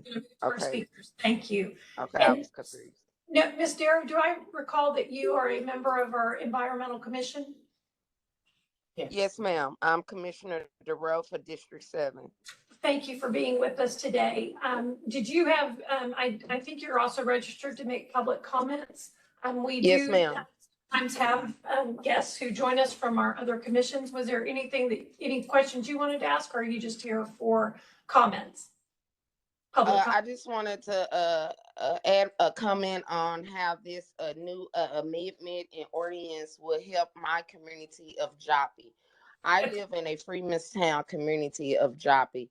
We are surrounded by industrial companies and manufacturing companies. And I wanted to speak Mr. today to in support of this amendment and ordinance. The city of Dallas is doing a great job into implementing environmental change in the city. This ordinance will help communities like my community of Joppy, Black and Brown community, where we are impressed with bad air quality due to trucks and piles of rocks and everything. So I'm chiming in. I'm speaking on support of this ordinance. The questions I have, you had said one part about the batch companies. You had said something about the batch companies with the 10-year automatic. No, she didn't. Okay.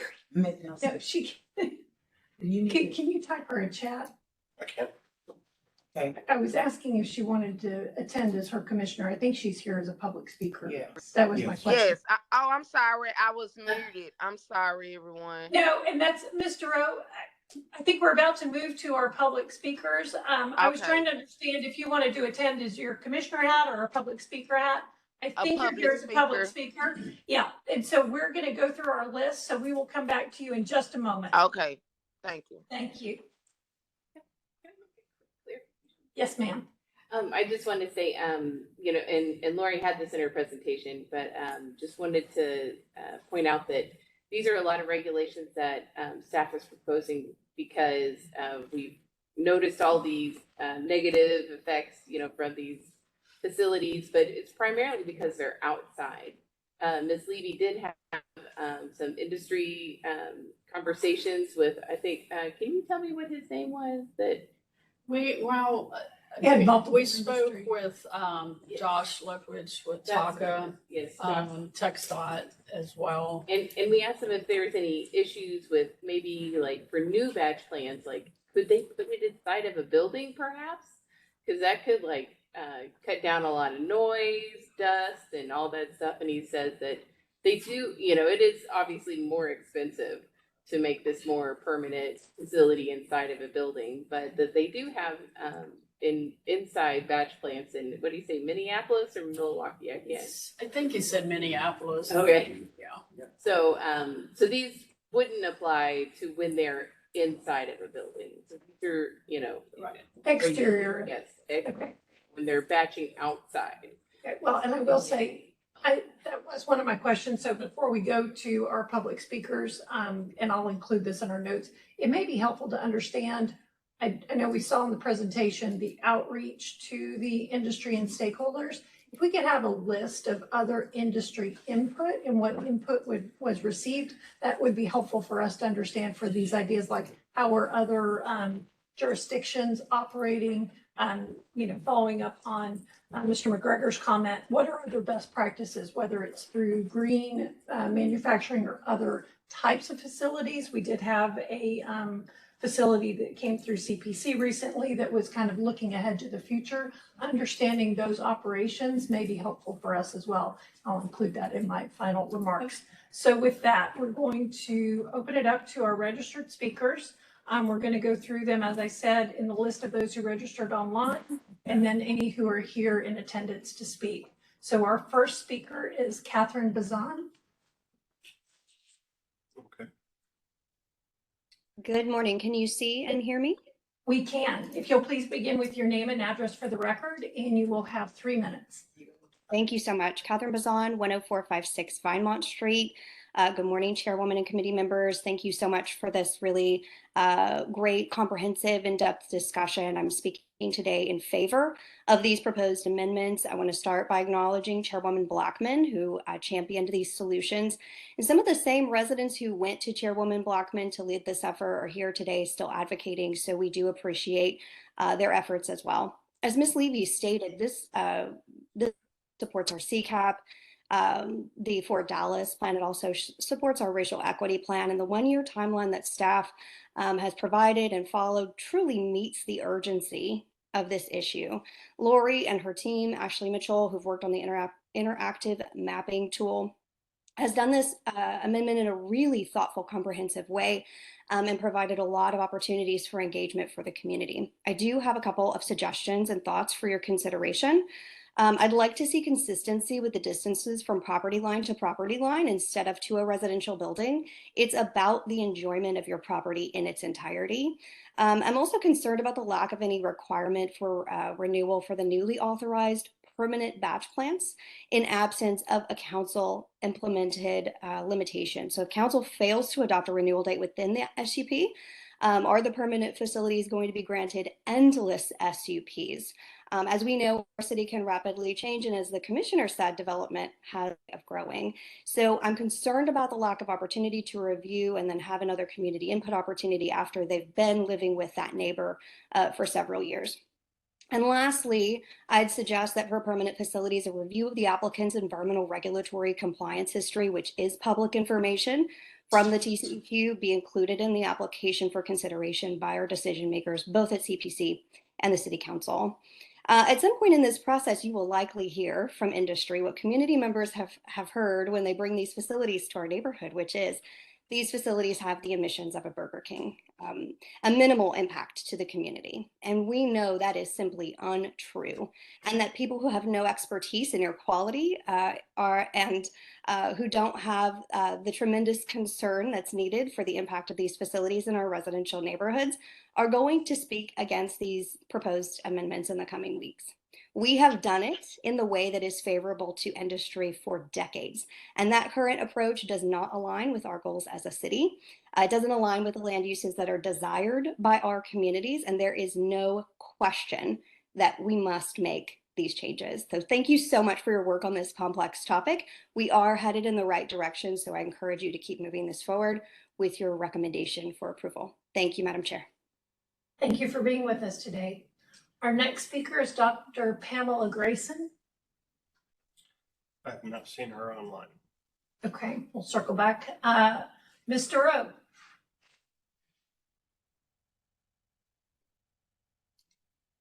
Can you see me? Can you hear me? We can hear you. The video is not up yet. If you want to speak again. Can you see the video now? Yep. We do. Okay. If you could please begin with your name and address. And Yes, give us. Yes, ma'am. Okay. My name is Tamika DeRoe. I live at 7931 Kiska Street, 75216 in the Joppy community. I'm speaking today in favor and support of this amendment. I live in a Freemanstown community of Joppy. We are surrounded with industrial manufacturing that affects our quality of health. With these new amendments and ordinance that the city is implementing will build trust in the Joppy community and to protect the health of the residents of Joppy. I only have 3 minutes. I live this every day with trucks and smells and dust. As one of the commissioners said, Dallas is a windy city at days. On some days, you come down by Joppy, you come down here, and the wind is blowing. It looked like a dust storm has hit our community. And for TCEQ to say that the air quality is good and issuing permits is false to our health. It's affecting our health. So I'm asking your committee to support this amendment and ordinance. Only input I have on the regulations is the setback. Joppy, where the industrial company starts in Joppy, we have to really consider the contact and when we send notifications out to the residents in Joppy and some of these other communities, as Commissioner Mark said, on Lunar Road, there's no houses over there, but it might not be on Lunar Road, but it's a couple of streets over, it's a community. So when we talk about distance, we have to really visit these communities for the distant notification can really be implemented with the stakeholders around these companies. So please visit the communities when it comes to notification, because some notifications, like Mark Commissioner said, on Lunar, there's no houses, but if you look over a couple of streets from Lunar Road, it is a community. So that community should not be left out because they're not close. So we just want to really evaluate the notification regulation. Thank you, Mr. That's what Thank I you for have. being with us. And thank you, Lori, and thank you everyone for this initiative. And thank you for your service. Our next speaker is Evelyn Mayo.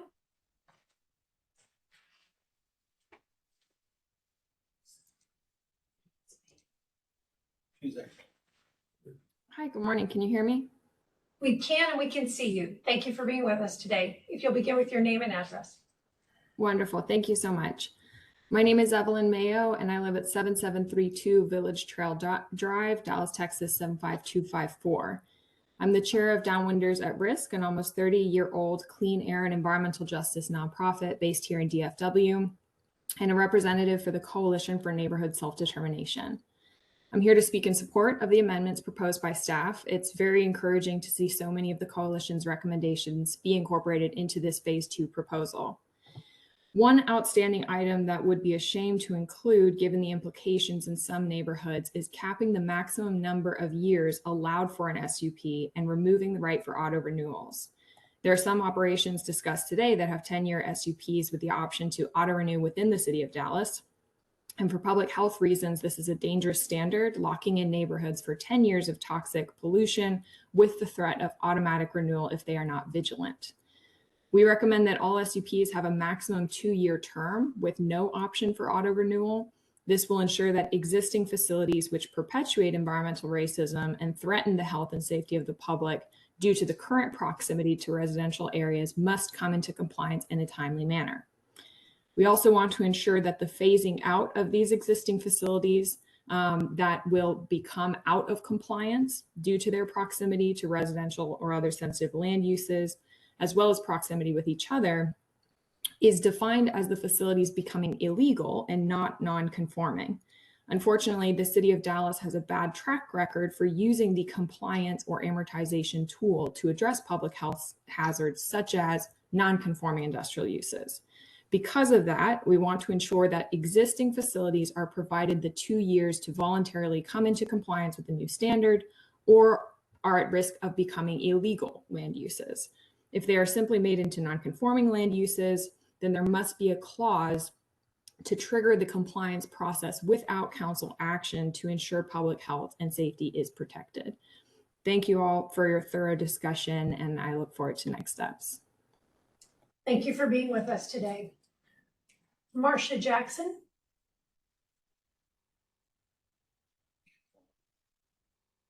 Ms. Jackson, we can see you. Good morning. Good My morning. name is Marsha Jackson. I live at 4920 Short Road, Dallas, Texas, in the Flora Farms community, and I am here to speak in favor of the policies that we are implementing. And also thank you for listening to our voices, which we have been out there advocating so hard for this. One reason why I'm speaking on this, because our community, just as well as Joppa, West Dallas, that we are harmed about these batch plants. And we, the residents, have the first words that should be able to speak on that because we live in that every day. Even though these businesses might reach out for these approval, these renewals, they are gone, but the residents still live here. We still have the harm from that. My small community has continued being harmed. My health is permanent harm damage because of some of these issues, as you might hear my voice failing, because of the harm and the damage we have. So I'm also want to also speak on the auto renewable that recently one came up in our community, only 200 feet notification, but that's not affecting the residents. The residents are the ones that's still constantly being harmed about it, but we're not being listened to. So my voice is here, the other allies, the advocates, we are here speaking on this issue is mostly because of our health and our residents. Some of these are IM and RR, but you have to understand they're close to residents. Our residents is agricultural. No IM and RR should be next to residents. Even though I saw the item on there about the truck, the transportation should be covered. Those are not actually happening every day. If you're not actually out there every day watching these happening, somebody asked about the visual inspections. Some of those are not happening. The community, the residents are steady calling and issuing that and letting you know what's going on in the community. We have to advocate for our own residents back to the city where staffing should be doing that. So I'm here in favor of these changes, and I thank you for listening to us. Thanks for Councilman Pollard for listening to everything that we have been issuing, that we are the one that's harmed. The business leave, they're gone up at the end of the day, but the residents still feel those particles airborne every day. Thank you. Thank you for being with us today. Jim Scherbeck, Yes, ma'am, I'm here. And where would you like me to stand? and we typically use the podium, but the podium isn't set up. So Right. where would we like our Curious about speakers? that myself. Once the stand where he is, I think that'd be fine. Yeah, if you, well, where's our cameras? You need to be on camera. Right there, so I can turn that, face the podium. It's okay. Yeah. Just being online without a camera, it's okay. Well, no, we're not allowed to do that. You have to be visible. So we And could so, ask you to go to the podium. Up to the podium. to this side, to the Or other. he can take my spot, I guess. So Well, I think we have stairs right here. We have the podium. If you'll just come up on the side. As we meet in person more often, I just would encourage you also to have a screen facing the audience instead of us having to tune in online. Thank you. Watch the. If you could please go to the podium. There's stairs just on the side.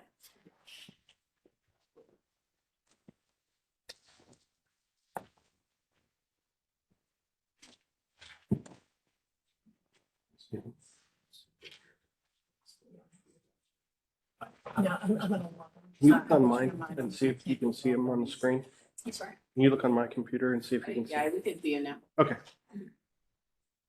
If you'll please begin with your name and address for the record. You get Sure. 2 minutes.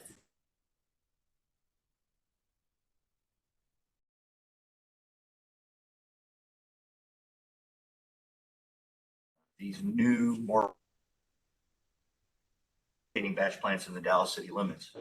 As a package, they reflect the fact that planning staff took residents' experience and concerns to heart. However, your consideration of these rules comes on the eve of EPA's announcing new, tougher standards for particulate matter air pollution. The announcement will once again highlight just how insidious and harmful PM pollution can be to human health and how much we continue to learn about how little PM it takes to cause human health problems. Although the buffer zones established by these new rules may seem protective in 2022, we urge staff to routinely revisit the question of whether the city's rules are keeping up with the science. Toward that end, we're disappointed staff didn't avail themselves of the perspective of health professionals serving as the Environmental Health Subcommittee of the Environmental Commission. These are experts, including a pediatric pulmonologist, who've been specifically recruited by the city for their knowledge about PM and other contaminants. We ask staff to incorporate their participation in future reviews on this topic and similar matters.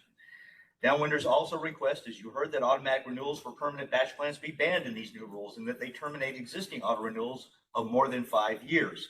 The city's largest freestanding asphalt batch plant, Austin Asphalt in Joppy, now operates with an unconscionable 10-year auto renewal that's about to be triggered after a decade of operation there already. Joppy shouldn't have to wait another 10 years for an SUP hearing. Finally, according to the definitions being used to write these rules, there's a facility that was left out of today's presentation, and that's GAF on Singleton. There's no question that GAF is an asphalt manufacturing facility and not an asphalt plant. However, it is also an asphalt plant. If you go back and read what the company has done to the site, they actually import raw asphalt from the coast, blend it up in tanks, and then send it off-site to other GAF facilities. Now, folks, if the importation, blending, and exporting of asphalt is considered a batch plant, GAF is rightly a batch plant. You can have an asphalt manufacturing facility and a batch plant operating on the same tract in the same business at the same time, and GAF's experience is proof of that. Batch plant operators have been located in black and brown neighborhoods because that's where municipal policy has directed them to locate. Batch plants are a symptom of a much larger premeditated racist pattern of land use in Dallas, mainly along the Trinity River floodplain, that has yet to be corrected. It's the hope of our group and others that the city will use the ongoing Forward Dallas process to carry out such a correction. I want to thank staff whose decision to work with some of its fiercest critics has resulted in some of the city's best policy making so far. Thanks. Thank you for being with us today. Do we have any other speakers who would like to speak on this item? I got a handout. Oh, sorry.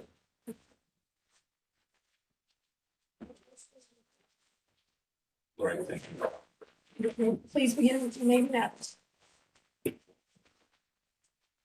Thank you, Madam Chair. Dallas Cawthorn, 2201 Main Street. I guess I should thank you. This will create a lot of work for us.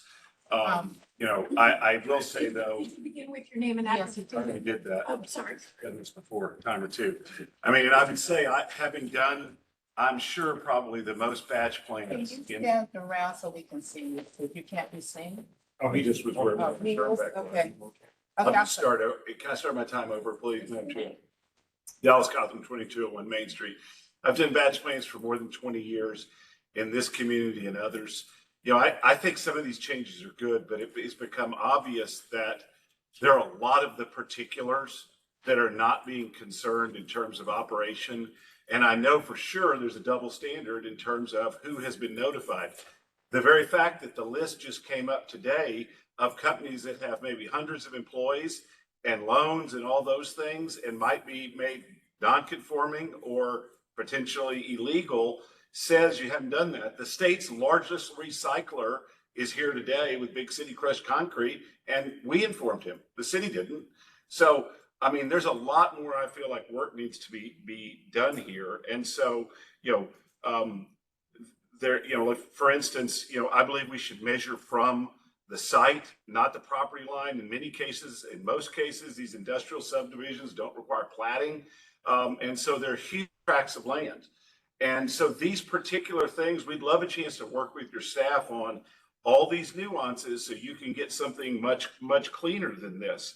I mean, I think we should be absolutely co-locating uses and using rail. We'll speak to Mr. McGregor's thing, because what's happening with this ordinance will end up with more emissions conceivably, because you'll end up forcing it to all the suburbs and it become more costly to do projects in Dallas. I mean, you'll see that this is like liquor stores on the outskirts of town. You already see some of that.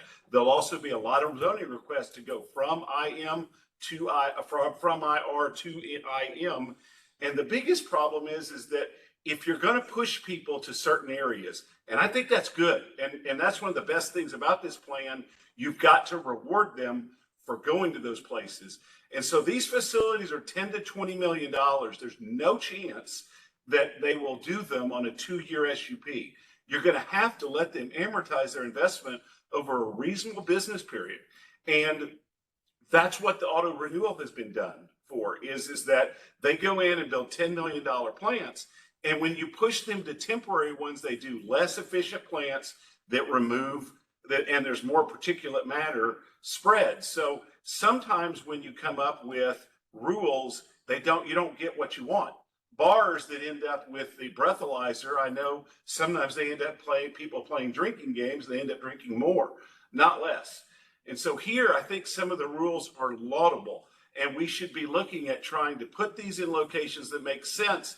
Rail served, asphalt with concrete, and those sorts of things are particularly a thing. But if you look at the map, there's not a lot of IM here. The other thing is a lot of the times the batch plant operators are not landowners. You're treating them like that they're property owners. They're not. They're on a particular maybe 1 to 2 acre site. And you've got to think about that. So we'd love to work with you on the particulars, and then we can argue those. And then the last thing I'll say is the crushing thing is a completely separate issue, and there's not enough discussion. Well, I suggest some tours. Thank you. Merry Christmas. Happy holidays. Any other speakers? Yes, sir. If you'll please come up to the podium.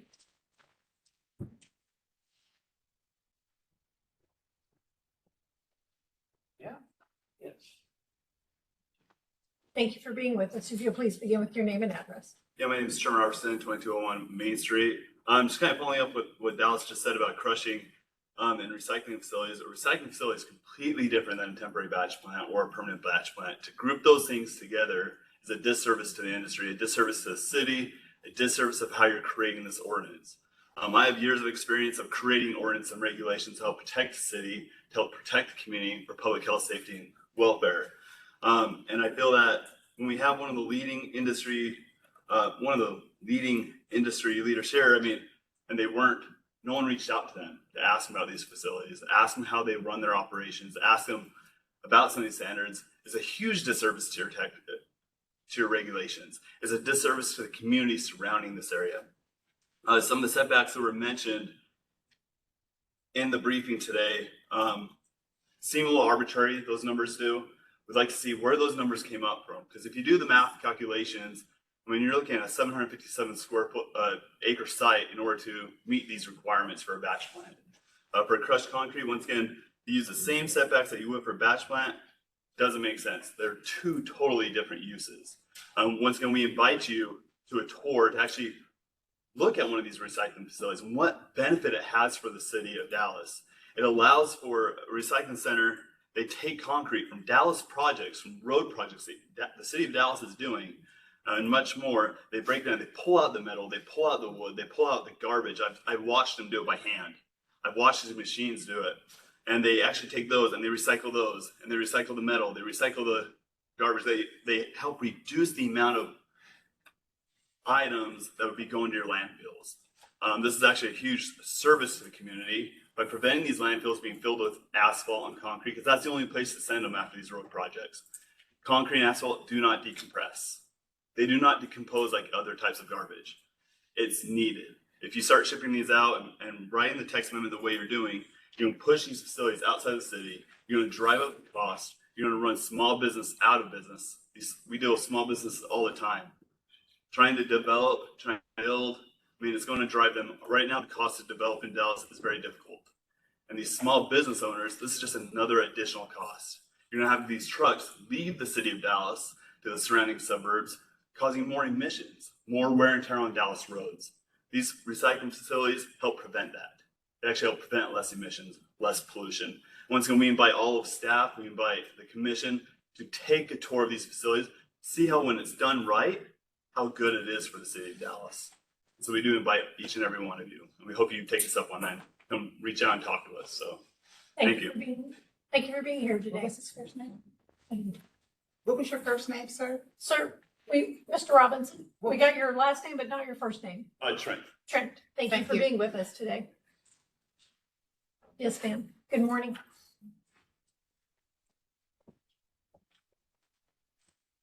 Can't work with Dallas enough. We appreciate that.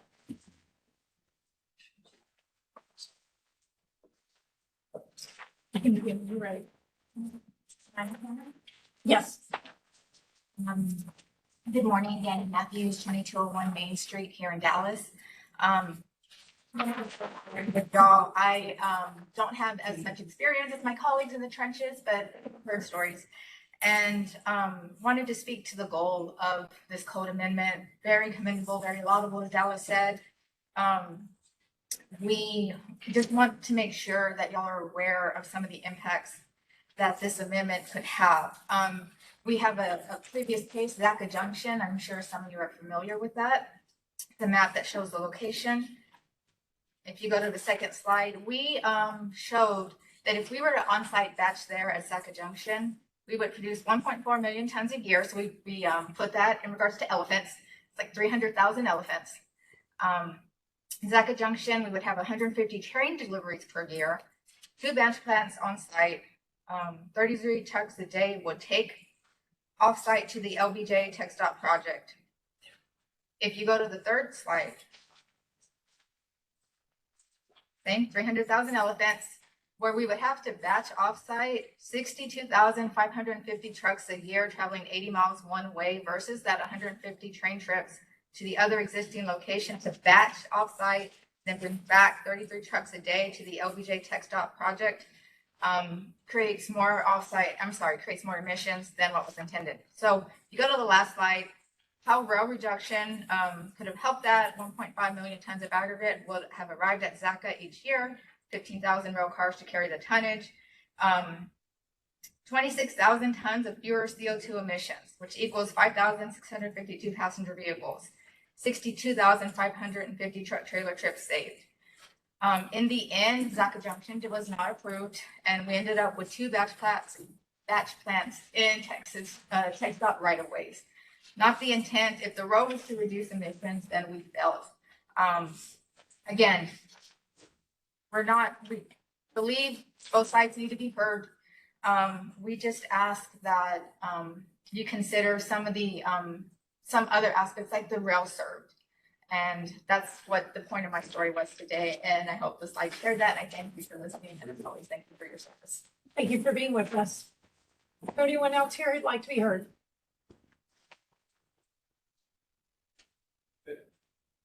Yes, sir. Good morning. Hi there. My name's Trey Brown, 11143 Goodnight Lane, Dallas. I'm an owner of a family-owned business, Big City Crushed Concrete. Proud to have been in this industry as a standard bearer and 34-year employer of 125 Dallas residents. I left Corpus Christi at 6 p.m. to be here, as I just learned from some friends of mine about this meeting. I ran a tally to my knowledge. I'm going to speak specifically on concrete recycling and generally about some of the policies I've heard that and some pros and cons. There are 5 permitted recycle facilities of concrete or asphalt in the city of Dallas. 4 of them operate. That's not many. Okay, that's not the 50, 60, 70 batch plants y'all are talking about. This is a different industry completely. There was a statement about the advantage of single sites which serve multiple projects. That's why recycle facilities are regional. Okay, they're not on every street corner. There are only 5 permitted facilities in the whole city of Dallas. I heard about setbacks. I have no idea where this came from because we do highly respect the TCEQ and the TCEQ state agents in regards to concrete recycling. Required setbacks for permanent facilities are 1,320 feet from home, church, or school. That's a quarter mile. 3,281 feet is insane. If y'all realize the size of that, that's the size of the entire central business district. That's 3 times the size of Fair Park. That makes no sense whatsoever. By this criteria, all the city's recycling performed at Love Field Airport, recycling of concrete on site would be disallowed. I don't know how you would rebuild your airport or its runway system. Wheel washing stations can be a good item, but it's contradictory to your requirement of paved surfaces. Paved surfaces and wheel washing is like telling the delivery truck at the grocery store when he pulls out the loading dock, he needs to wash his tires.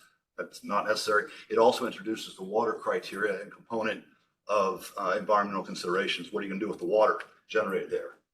Queuing of vehicles was mentioned on site. Great component. I totally agree with it.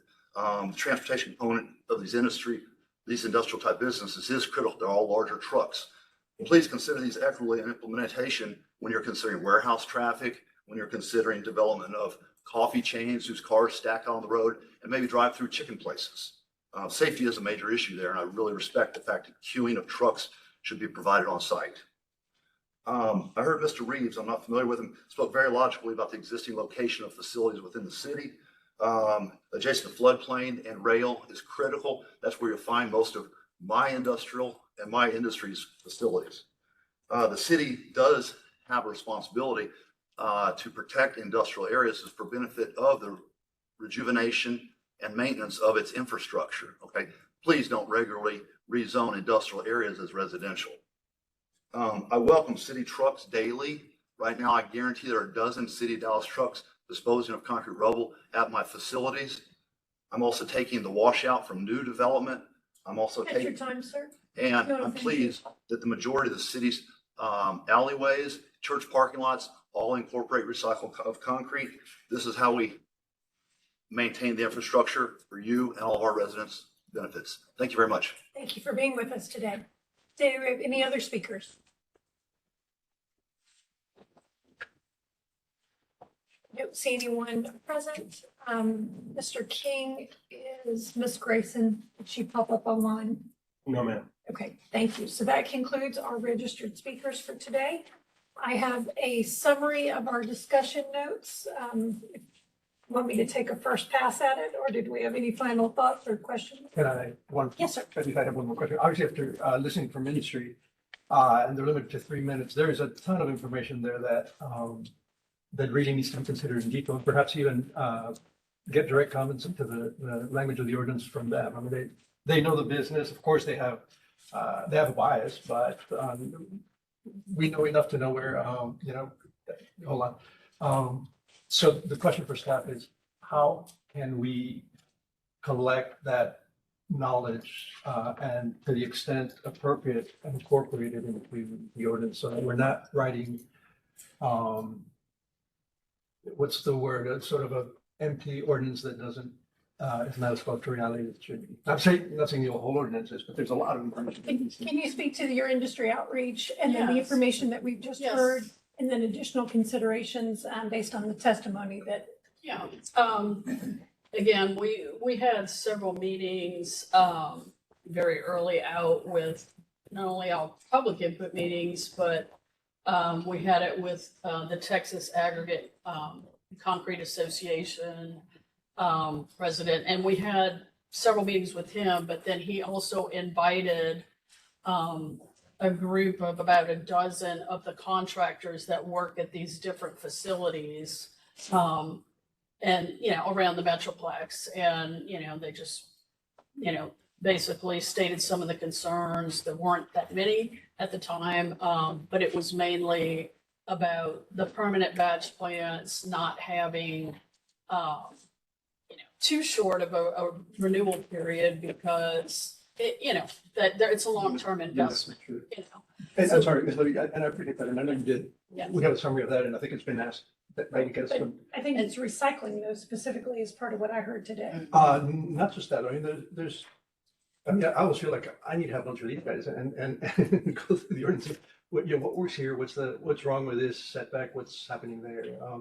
Is there an opportunity to directly gather their input in one more round of, or is that?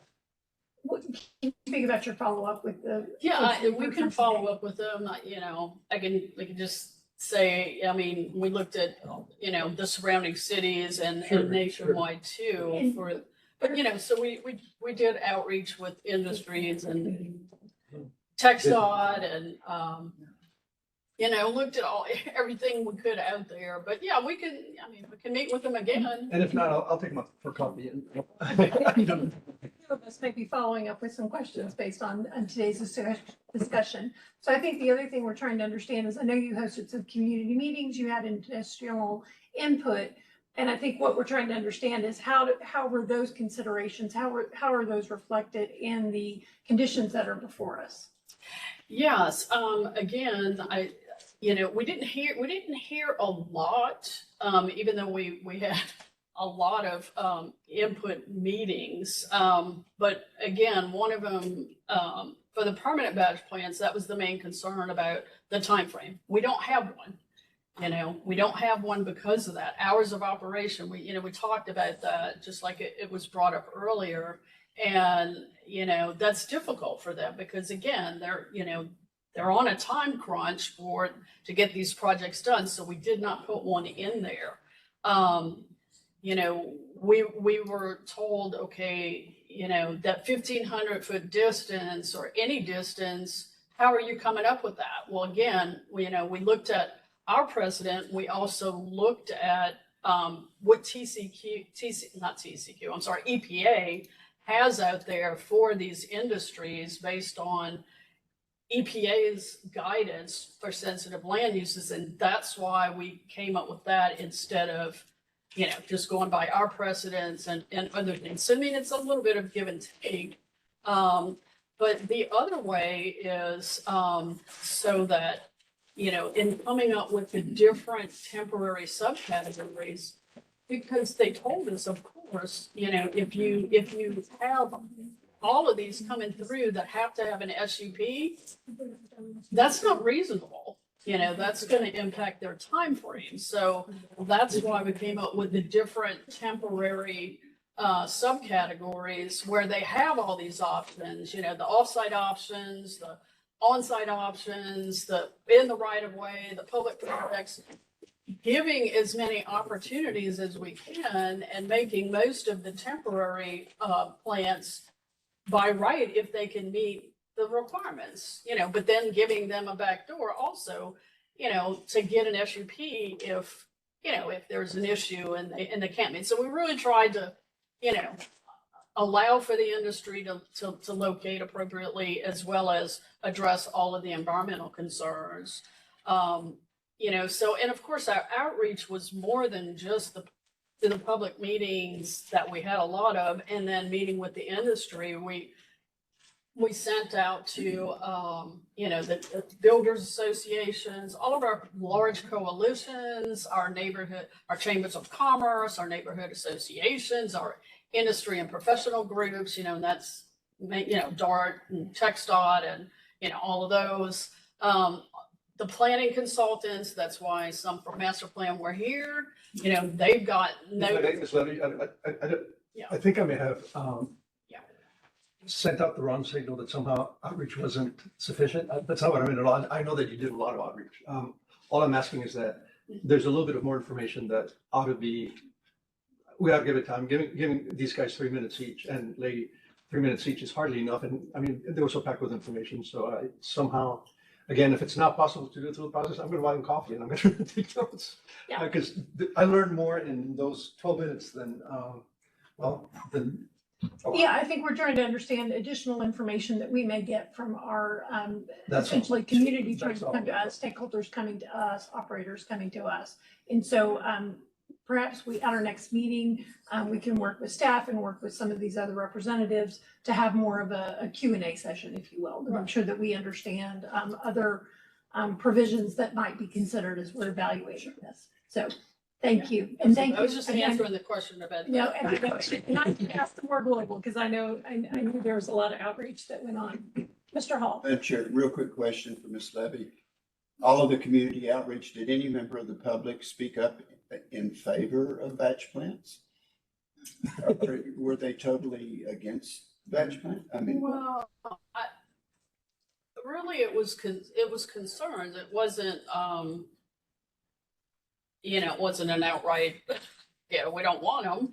It was just, you know, these are the specific concerns, you know, the adjacency mainly, and, you know, the air quality and renewals, you know. so more concerns about quality of life in residential neighborhoods and environmental issues and so forth. Yes. I'm sure there's recognition that if you want streets, houses, buildings, you got to have concrete. It's got to be poured 90 minutes, but within 90 minutes, I guess it makes sense. So, absolutely, you know, you got to have these things. So, yeah, what a task. How do you balance all of this? You know, so, exactly. Okay, thank you. So I think I may not capture everything, so I hope my fellow members will speak up. And I'm going to try to condense all of the discussion items for direction to staff. So the staff recommendation is to hold this under advisement until January 17th. January 17th. I think the additional items that the body would like to see are an internal checklist and how verification or visual inspections might be included within that. When we consider sensitive sites, such as public schools, should that definition be tied to Chapter 51A, which is a public or private school, and how that might be evaluated? Within definitions, to consider recycling and crushing to be included in our definitions, as well as green concrete. For green concrete, are there additional conditions that might be considered to encourage that for future batch plants? In evaluating time periods for SUPs for both the temporary and permanent batch plants, are there time periods or other definitions within our current code that might be referenced in evaluating those? I had reduced distances, and I'm not going to say this one well. So there was discussion about considering a reduced distance requirement in appropriately zoned areas when there was a distance from our sensitive land uses. In other words, a reduced distance if the distance from sensitive land uses was greater. Maybe that's the best way to say that. To include within the traffic or the operations plan, traffic routes. And then this is getting into our existing items. The number of the operating batch plants, the number within IR and IM, and how those are evaluated in their existing spacing. And again, I think this is in your map data. So it may be that at our next meeting, we just have more discussion about existing and existing compliance measures, which I don't think we really got into detail today. Evaluations for permanent and automatic SUP conditions.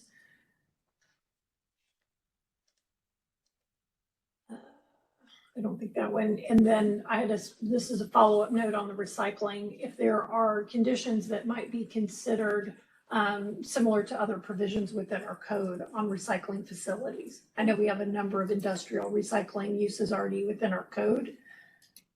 And as we look at that definition, are there any conditions relative to those and based on some of the testimony that we heard that may be appropriate?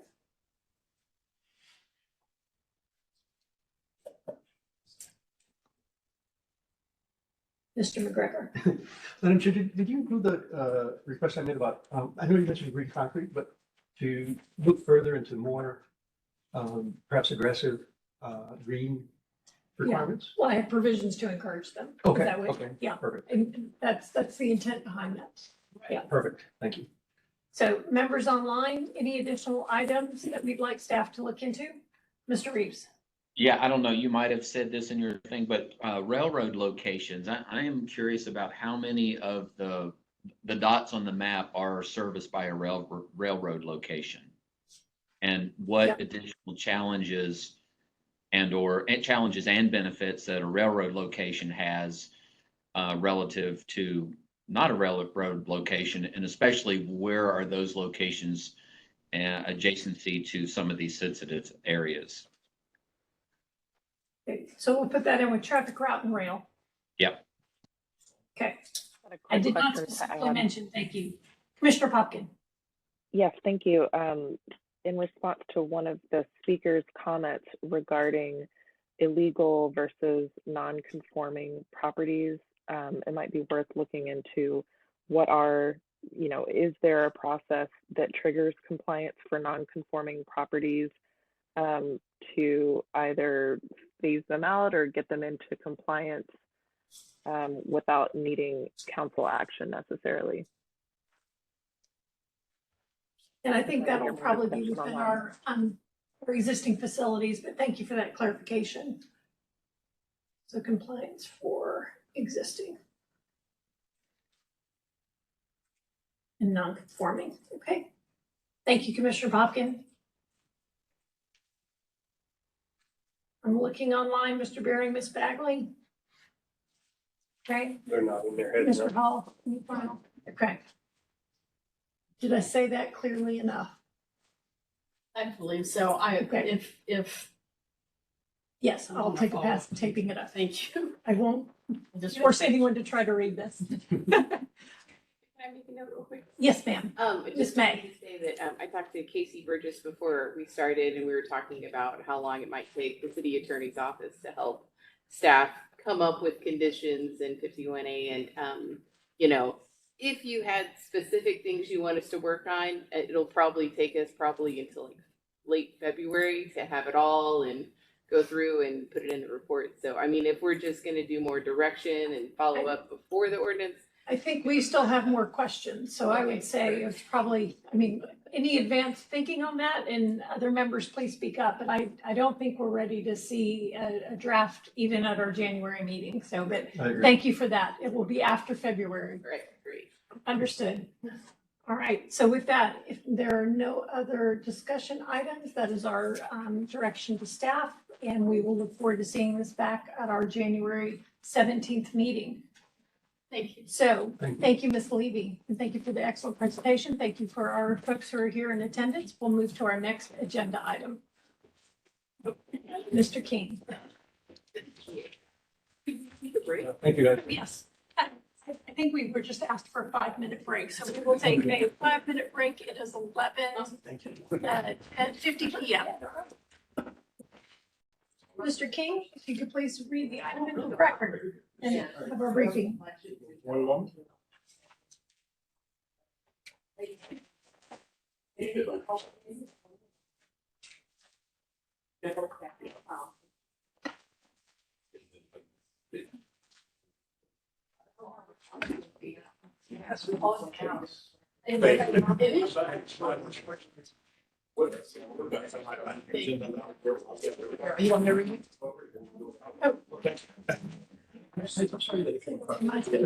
So agenda item number 2, DCA 3-001.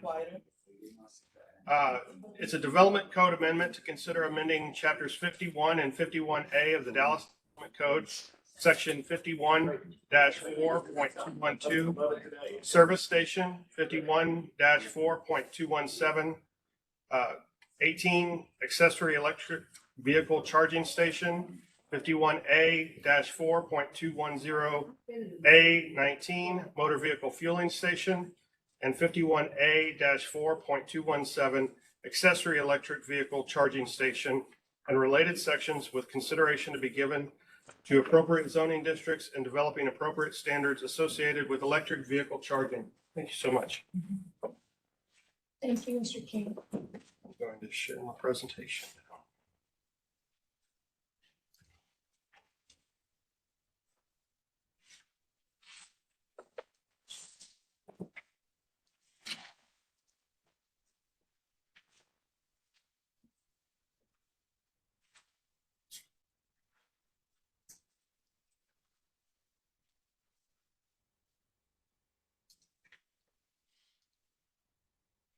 Okay, let's see if it comes up.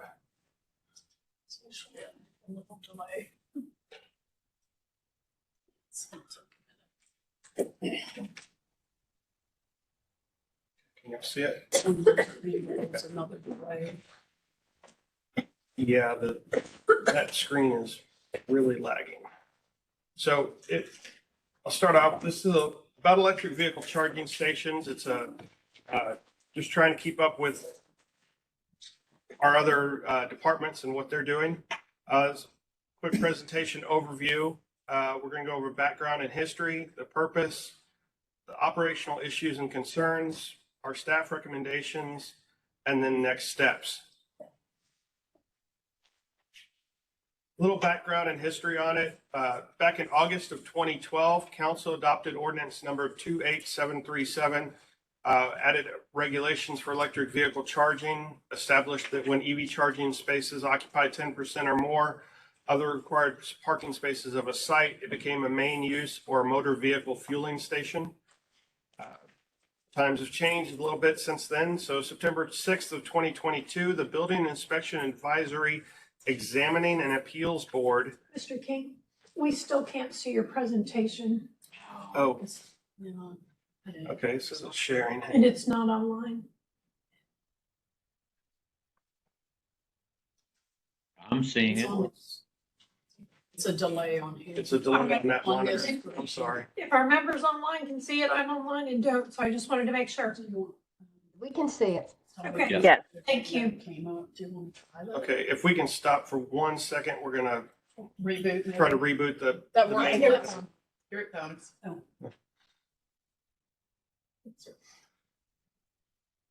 There you go. There you go. We're with you. All Thank you, right. members online.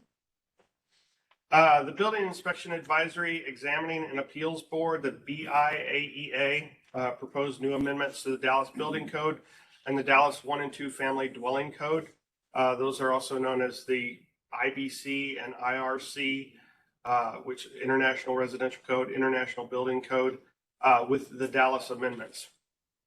In November, on November 18th, the BIAEA posted the final draft ordinances and memos related to the amendments to the Dallas Building Code and the Dallas 1 and 2 Family Dwelling Code, which initiated this process. On November 30th, staff inquired with Development Services, discovered that the proposed IBC and IRC amendments established a minimum percentage of EV charging spaces that would require all new construction to have a motor vehicle fueling as a main use. The case reports, meeting minutes, and video recording links for the Dev Services amendments are on the Dev Services Code Amendment website. There'll be a QR code and a link on the next few slides. One of the many proposed Dallas Building Code and Dallas 1 and 2 Family Dwelling Code amendments requires all new construction to have EV-ready or capable spaces at approximately 15 to 20% of the total provided parking spaces. Therefore, staff has initiated these amendments to amend the criteria that determines whether electric vehicle charging is accessory to a permitted main use. So, wait just a second, see if the purpose comes up. Planning and Urban Design staff initiated zoning code amendment for EV charging in support to align it with the proposed amendments. Dallas City Code, we want to avoid conflicts and barriers to development and to update some 10-year-old regulations. So what we want, the three main things we want to do is update the definition to match the current industry and consumer terminology. We want to remove any conflicts with the Dallas City Code, and we want to provide a means for equitable implementation citywide. So the two sections of the Dallas City Code that are affecting the Chapter 51 and Chapter 51A are Section 53-430 of the proposed Dallas Building Code amendments. They changed some amendments, and they also make minimum requirements for new commercial construction. And it's the same for Chapter 57 with Section 57 R333 on the Dallas 1 and 2 Family Dwelling Code. Same definitions that are in the building code, and they're going to have some minimum requirements for new single family construction. Those are definitely going to conflict with our zoning code. First we'll talk about definitions. So the new definitions that were added to Chapter 53 and 57 were electric vehicle supply equipment, also known as EVSE. I'll say that a lot going forward. EV capable space and EV ready space. The current definitions from Section 51-4.217 and 51A-4.217 says electric vehicle charging station is a facility that provides electrical charging for vehicles. All we're wanting to do is change that a little bit to electrical vehicle charging station to a facility that provides electrical vehicle supply equipment on a site.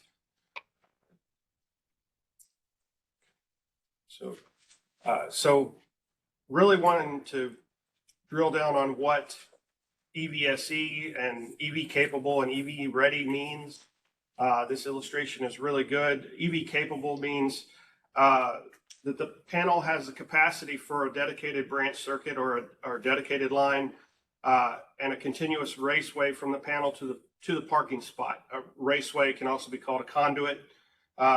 It's just a method for getting that wire to the spot and having it in place. It doesn't mean actually running the wire. It just means having the conduit in place to run to.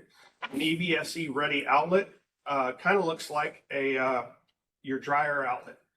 It'll have that 3-prong, 2-phase outlet and already wired in, ready to go. So that's EV ready. And then EVSE installed. That's the final phase, and that's kind of what the building, the BIAEA, and our staff want to leave up to the consumer, leave up to the developer.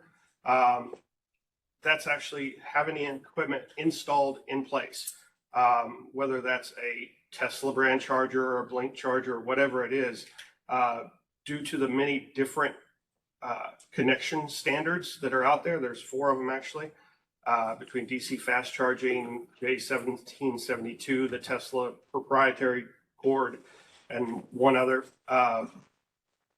We want to make sure that the consumer picks the one that they actually need for their vehicle and not have to swap out the charging equipment when they buy a piece of property or move into a piece of property. So taking a look at the actual table 430.1.1 that's proposed by BIAEA.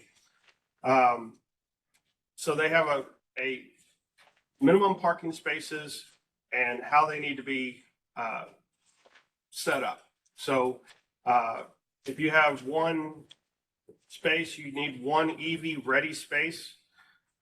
2 to 10, you need 2 EV ready spaces, but you don't need EV capable spaces. They actually have to be EV ready. 11 to 15, that brings you to 2 with 3 EV capable spaces. At that point, you're already over your 10% for parking, and we're out of accessory use and we're into a main use. You can see 16 to 20 goes to 2 and 4.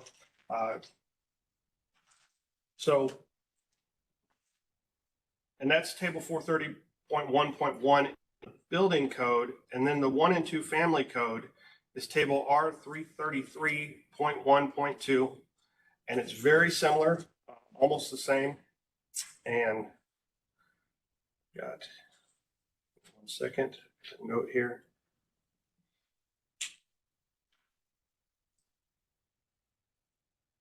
So this, herein lies our conflict. So as you can see, there's a link to the code amendments that they've proposed at the bottom of the page. You can also scan the QR code. Currently, Chapter 51A allows up to 10% of parking spaces to have electric vehicle charging equipment as an accessory use and is permitted in all zoning districts. The proposed IBC IRC amendments do not require the EVSE, but it does require the infrastructure to be in place for plug-and-play installation of EVSE. EVSE can typically be installed in EV-ready space without any special tools or equipment, making it difficult to monitor the quantities installed. An electrician and a permit for electrical work would be all that's required to install EVSE in an EV-capable space. But since those are trade permits, no zoning permits or zoning review is required in standard permitting procedures. The minimum requirements in the proposed IBC amendments require over 10% EV-ready spaces for any commercial property where 1 to 20 parking spaces are required, which conflicts with Chapter 51A-4.217B 1.1E, which limits accessory use of EVSE to 10%. The minimum requirements in the proposed IRC amendments also require over 10% EV-ready spaces for any residential property where 1 to 20 parking spaces are required, which also conflicts with 51A 4.217B 1.1E, which limits accessory use of EVSE. Therefore, staff is recommending moving away from relying on a percentage of parking spaces that are EVSE parking spaces as a basis of determining whether or not EVSE is an accessory use. When the threshold to be accessory is exceeded, 10% or more of the required spaces are EVSE. It is considered a main use as a motor vehicle fueling station, and they are permitted by right in the following zoning districts: CR, RR, CS, industrial, central area, mixed use, and multiple commercial districts as a limited use only in MOA and GOA districts, and by SUP only in MF3A, MF4A, and NSA districts. Because the proposed IBC IRC will require new construction to construct more than 10% of the provided parking with EVSE, staff recommends refocusing the standards to determine if the use is accessory or not, or whether or not it is located on the same lot as another main use, excluding parking fueling related main uses. So going on to how equity in transportation is involved. This is an issue of concern in the city when we're talking about equity, and as we're asked to do every time we do something here at the city. So we want to talk about the equity of accessibility. So talking a little bit of ADA. So right now, our section 51A.4.217 B1.1E Romanet 3 already addresses cord management as an equity tool to comply with accessibility standards, saying no cords shall lay across a walkway. This EVSE is still kind of a new thing for federal and state regulators when it comes to the ADA. So we want to leave ADA compliance for future and state federal regulations to be accomplished through permitting rather than future amendments to the development code. We don't know what's coming, so I think staff believes it's best if we get out of the way. So also talking about equity is geographic coverage improvements and multifamily supportive policies. If the EVSE is available, it's more likely to be adopted. As you can see in this map, this is Encore's current map of public charging facilities. You have, and if we have, as we have new construction in the city, means more EVSE at places of work and dwellings, and then the increased likelihood of EV adoption across all demographics and families of all incomes. That ease of access will make it more affordable.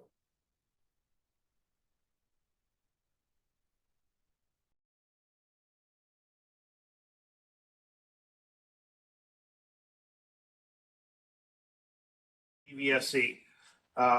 With proper licensing from the city real estate division, it is foreseeable that EVSE can be installed similar to parking meters. It will prevent charging cables from being laid across the sidewalk or other rights of way, preventing people with assistive devices from navigating the sidewalk. So this actually, we want to make sure that we have our zoning regulations in place that can be supportive of our people that need assistance. EVSE available in the existing right-of-way should be considered as an amenity where it is available. So wanted to do a comparison city, but we're going to lead the way on this, mainly because BIAEA is leading the way on this. North Central Texas Council of Governments and BIAEA do a consensus-based approach to amending the building and residential codes for this region.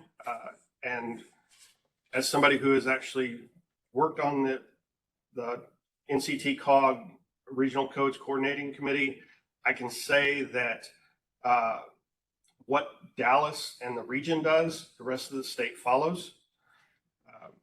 So we had to go outside of our normal cities to look at comparison cities. Looked at Atlanta, Chicago, Honolulu, Madison, Wisconsin. So we went all over the country, even Washington, D.C. We also looked at the federal mandates from the Biden administration stating that they want 50% of all vehicles sold in the United States to be electric vehicles by 2030. So what that tells us is the minimum requirements are going to start going up incrementally as each new building code amendment package comes through. So we wanted to be ready for that and let that work its course without us standing in the way and having to revise our zoning code every time they come up with a new building code. So our staff recommendations for Chapter 51, want to change that service station definition from facility for retail sale of motor vehicle fuel, lubricating oils, and parts for use in motor vehicles to a facility for the retail sale of motor vehicle fuel, lubricating oils, and parts for use in motor vehicles, and a facility for the retail sale of motor vehicle fuel dispensed from electric vehicle supply equipment, excluding accessory charging station use. We needed a few additional provisions in that section. Romanet 6, charging equipment may not obstruct a required off-street parking space. A charging cord may not cross over a sidewalk or pedestrian walkway. That's in 51A, but we wanted to make sure that it's also in 51. Romanet 7, we would like to add, when 6 feet or less in height, structures and equipment associated with this use may be located where an off-street parking space is allowed. This allows the structure, the EVSE, to be in a setback, but not in a visibility triangle. So section 51, 4.217, 18A deals with an accessory electric vehicle charging station definition. Currently, it's a facility that provides electrical charging for vehicles. A facility that, what we would like to change it to is a facility that provides electric vehicle supply equipment, EVSE, on a site with a main use excluding commercial parking lot or garage, commercial motor vehicle parking, motor vehicle fueling, liquefied natural gas fueling stations, and truck stop uses. One of the reasons we changed it to EVSE is EVSE is much more, is becoming much more than just a power cord that you plug in. They're almost always connected to the internet, where they are networked into either the automobile supplier, whether it's Chevrolet, GM products, Nissan products, Tesla products. They're networked in. They allow the vehicle to run diagnostics, software upgrades. There's other things in that at a piece of EVSE, and who knows what's going to come after that. But so we can't just call it an electric charger. It's more than just a battery charger in many cases. Going on, the current minimum is up to 10% of parking counted as required parking for a main use on the property may be electric vehicle charging spaces. What we're actually proposing is any amount of parking for a main use on the property may be electric vehicle charging spaces. The additional provisions in it already state that you can't advertise, you can't put a sign out for this accessory use. So we're not trying to turn these into service stations. The additional provisions that we threw in there was charging equipment may not obstruct a required off-street parking space. So in the predetermined space for parking, we don't want the charging equipment to be installed in that space and then the car pushed further out into the parking aisle, in the drive aisle. And then when 6 feet or less in height, structures and equipment associated with this use may be located where an off-street parking space is allowed. That's allowing it to be inside the setbacks. Going to 51A, it's a little bit easier. No, not really. So we've got the definition of a motor vehicle fueling station. We're basically tweaking that to add electric vehicle supply equipment into the definition. The additional provisions on height and obstructions. And 4.217, talking about accessory uses, changing the definition a lot more, from a facility that provides electrical charging for vehicles to a facility that provides electrical vehicle supply equipment, EVSE, on a site with a main use, excluding commercial parking lot or garage, commercial motor vehicle parking, motor vehicle fueling, liquefied natural gas fueling station, and truck stop uses. So we're making sure we differentiate there. 51A 4217, 18E Romanet I. The minimum requirement currently is 10% of parking counted as required parking for a main use on the property may be electric vehicle charging spaces. We're changing that to any amount of parking for a main use on the property may be electric vehicle charging spaces. The area restrictions in subsection A3 do not apply to this use. And then section 51A 4.217, 18E Romanet 1, Romanet 3 and 4 have the obstruction and the height and setback provisions added. So our next steps in this is, if recommended by ZOAC, the staff and ZOAC proposal will be forwarded to City Plan Commission at the earliest available meeting. If recommended by CPC, the proposal will be advanced to City Council. I do understand this is rushed. In fact, BIAEA is meeting currently, like right this moment, to discuss these provisions and forwarding it on to council for the next council meeting, which is kind of what pushed us so fast in this process. So if for those online, you can contact us or seek more information on our code amendment webpage, or you can contact myself. I'm Mike King at michael.king@dallas.gov, or my supervisor, Sarah May, at sarah.may@dallas.gov. We're open to comments. We really want to make sure this is right for everybody, but we're kind of crunched for time. I appreciate your listening to me. Thank you. Thank you, Mr. King, for the excellent briefing. Members, questions? Yeah. Mr. Hall. So is this classification of electricity as a motor vehicle fuel? Yes. In common usage? I mean, is in the industry or the? Yes, because electric vehicles have an electric motor that runs them. So I think we initially wanted to use battery charging, but electric motor fuel or electric fuel works. It's synonymous. I have trouble thinking of electricity as a fuel, but I see the concept. Members online? Mr. Reeves. Yes. What about does this also cover if say an apartment complex being developed wanted to put in a level 3 charger that was available to all? So it's not a parking space, but it's like, just like what I'd find out at Walgreens, but it's actually in their parking garage for their tenants to be able to use.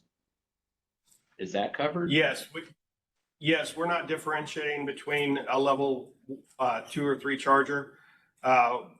We do, the provisions for an accessory use prohibit signs. So you can't advertise it outside the facility. Okay, but it could be in a residential district. It could be Electrify America actually in a residential parking garage potentially.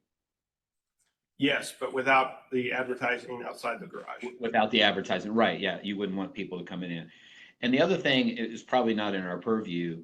Is there anything about, would these parking spaces be something available to everybody? Like if someone needed 5 parking spaces to be electric, would they be available to everybody, or me as a tenant, I would be able to pay and have the exclusive use of it?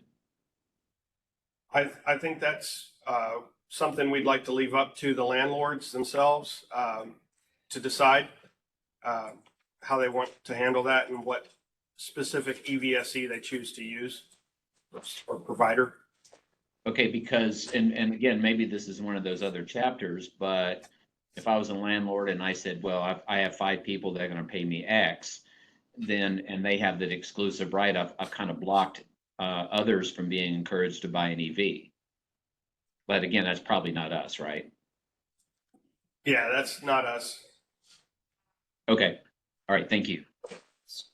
I'm going to ask a follow-up because that was actually, I had two questions. One did go to the operations. I know sometimes the stations are provided at no cost. I'm a guest at an office park. I can pull in, charge my car, go to my meeting, and then head out.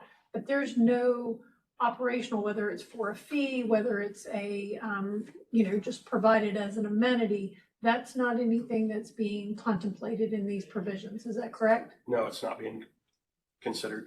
And is there any reason, because I know in terms of parking, we do differentiate between parking for a fee and required parking. And so is that anything that should be considered? Let me think about that for a second. I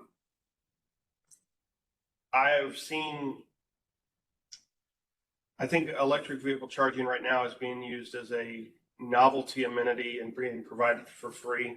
I think in the future, people are going to pay more for it, especially if electricity rates go up higher. The electric vehicle fueling equipment is being used currently by many facilities as a kind of like a vending machine. The owner gets a portion of the proceeds, and then the actual owner of the equipment that they lease it from gets a portion as well.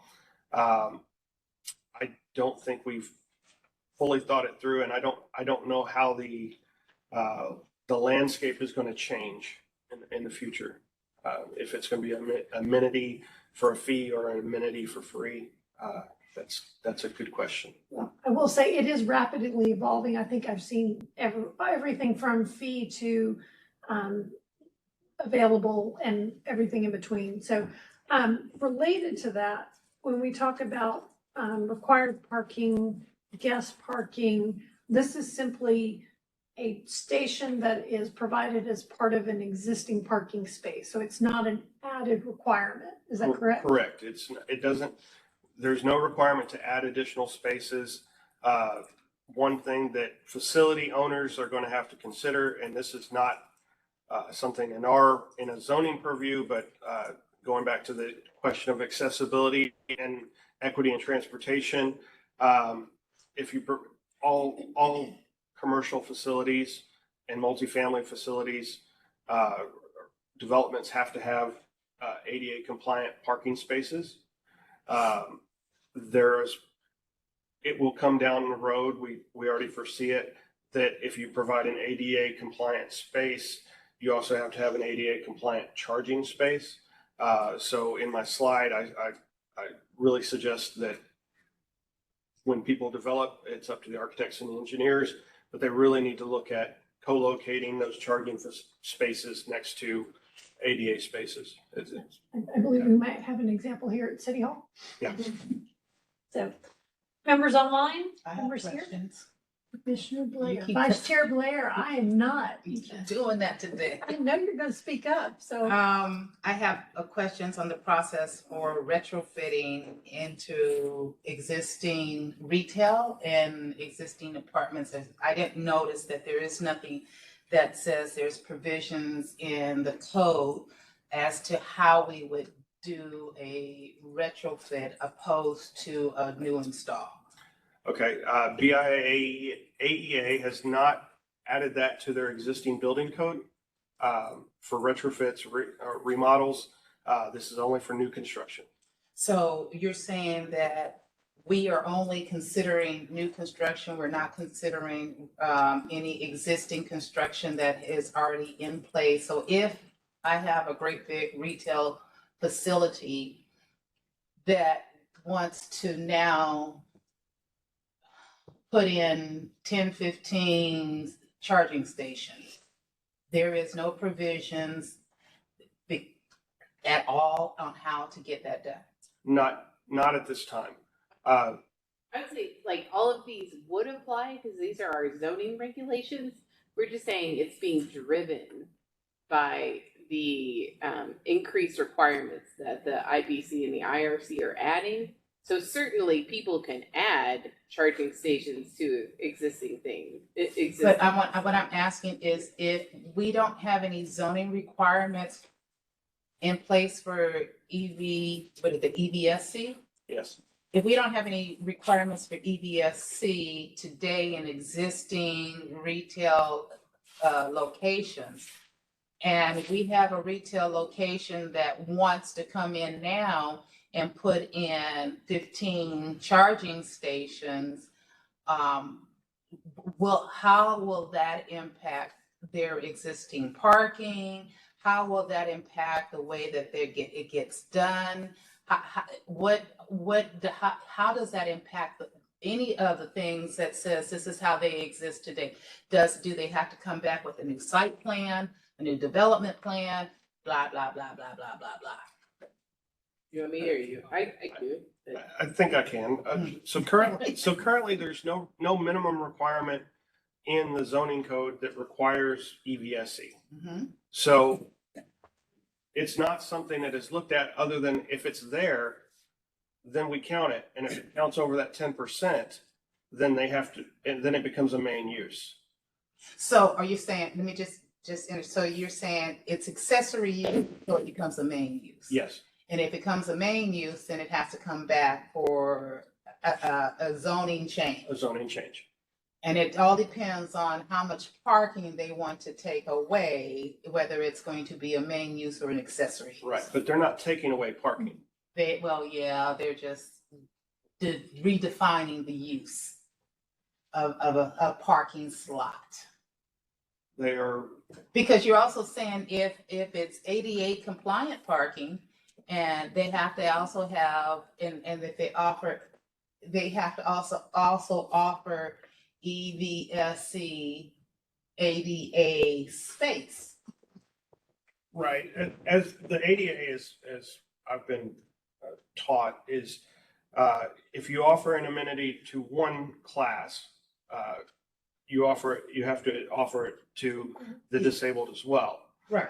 So if you offer EVSE to all the spaces, you have to, or to some spaces, you have to offer EVSE to the ADA compliant spaces as well. Can I try to rephrase? I think what Commissioner Bear's question is, the way this currently functions is, I have 20 parking spaces. I have an EV operator, they come in, they put in their station, there's 2 spaces that are EV. Those are typically not utilized, just like you don't have a hang tag, you don't park in accessible space. Those 2 spaces aren't generally used by anyone attending the site. As this is structured, it's not requiring a space, it's not taking away a space, but it's putting that station in an existing space. And her question is, do those come out of the required parking spaces? Is that what you're asking? Yeah, because if I'm at my limit of to park and now it says I have to have so many parking spaces. Right. And I'm now taking away 2, 4, 6 part of those spaces.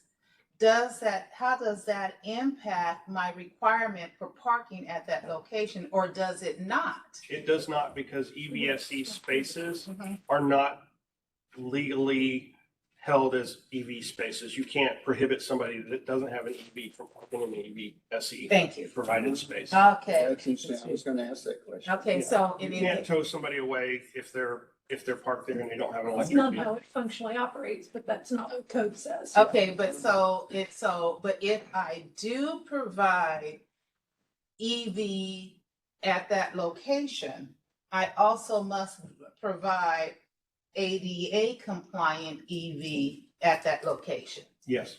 So. Building code, not Within the zoning building code. code, yes. Okay, so if I don't, then how are we providing for non-compliancy because we didn't know to do better before today? It's not in the code today, isn't that correct? It's not in the code today. Yeah. So since it's not in the code today, we're not out of compliance. We're not out of compliance today. And then my last question is about signage. Have we considered, or would we like to consider, is saying that we can't have signs, In residential districts. but if I'm in a residential district that's right next door to a retail district, or which is right next door, which is right on a major thoroughfare. And as we move forward, if I'm traveling from city to city and I have an electric car, how am I to know where I need to, where I can get my car charged, or do I die on the road and have to tow it? So one of the conveniences of electric vehicles, and part of that is that interconnectivity. The fact that the EV SE is typically connected to a network via either cell signal or hardline. So electric vehicles are also connected to a network almost simultaneously. Most electric vehicles will tell you exactly where the next charging station is, if it's available, if it's working, if it has the right connectors, if somebody's currently at it, and if there's a wait time. Those things are already available inside the vehicles themselves. So even if there's no sign there in a residential district, if you're driving through and you need to charge, your car will tell you that, hey, in that apartment complex in a parking garage is a charger. So that means that every location that has EVSC must have internet access so that their EVSC charging stations can talk to the EVSC cars. Most EVSE has a cellular connection. Okay, then, and hopefully this is my last question. Hopefully. When you go down the major thoroughfares in the city of Dallas, you'll notice that we have our car dealerships. And I just happen to live in a district that has every car dealership within a mile from my house. But they're all beginning to sell EVSC vehicles, but there's no charging stations. Right. So how do we support that with our code amendment to better support our commercial services with the services they need in order to be successful? So, and I hope that was a good question. But yeah, it was a very fantastic question. By removing the barriers, the 10% minimum accessory usage standard from our zoning code, we make it much easier for a car dealership or supermarket or whatever to go, yeah, I want to put in 20 spaces out of my 100 spaces that I have available, which puts me over 10%, puts me at 20%, but it allows me to charge the vehicles I have on my lot, allows me to charge the vehicles of anybody who may stop by my dealership to get a charge, and I can sell them a car, or they can shop for groceries. By removing that barrier, we actually do make it easier. And this deals with new construction, but by removing the zoning barrier, or the BIAEA amendments deal with new constructions. By removing the zoning barrier, we actually make it easier for existing developments, so we don't, existing structures to add that accessory use in excess of 10%. So we don't want this in zoning. We want this out of BI, so it doesn't have to come before us. It can easily be done. Correct. Got it. I'll shut up. 2 follow-ups, and then I think we may have another question. Did I open the door for more questions? The 6 foot requirement, I think that's meant to capture most of the known EV stations now. If someone were to take an existing development plan, add an EV station, they would need to come in for a minor amendment to capture that. Or I guess, would it fall under a minor amendment to add those to a development plan at the 6 foot or less?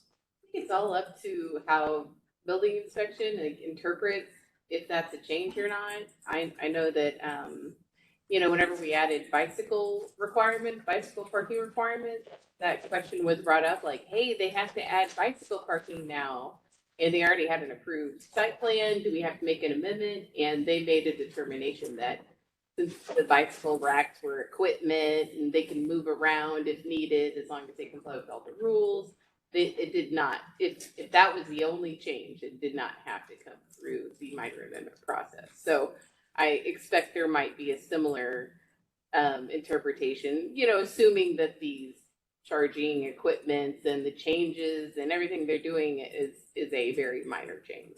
Well, and I It's think not that, redoing the layout of the parking lot, you know, like if they gotta restripe all the parking and reconfigure everything, that'll probably trigger some amendments to the site plan. so the height in and of itself is not a determinant factor. There'll be other considerations that are evaluated by BI. Okay, so then my second question is regarding signage. The specific language in here is signage advertising. I'm now lost it. Here we go. It's under accessory uses. It may not have a sign advertising its services. The majority of these are equipment provided by a supplier, name your supplier of choice. They typically have very robust graphics associated with their equipment. Is that considered a sign?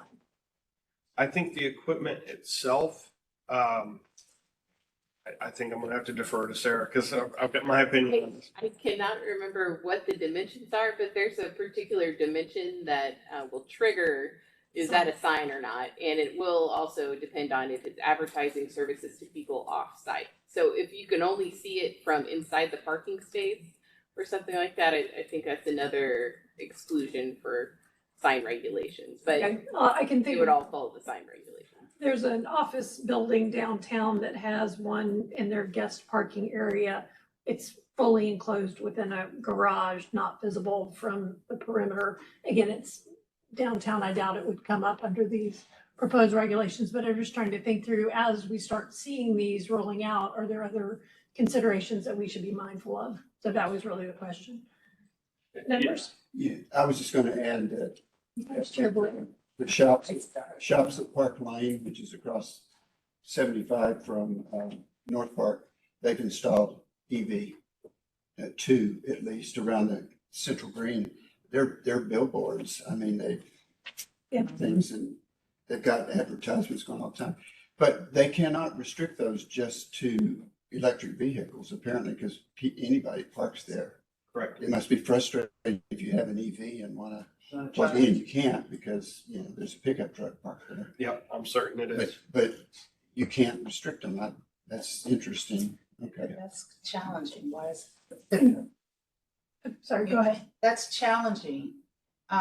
If we want to move toward electric vehicles, but we are not providing enough perks for them to have the ability to charge up their vehicles, then are we appropriately considering what we're doing?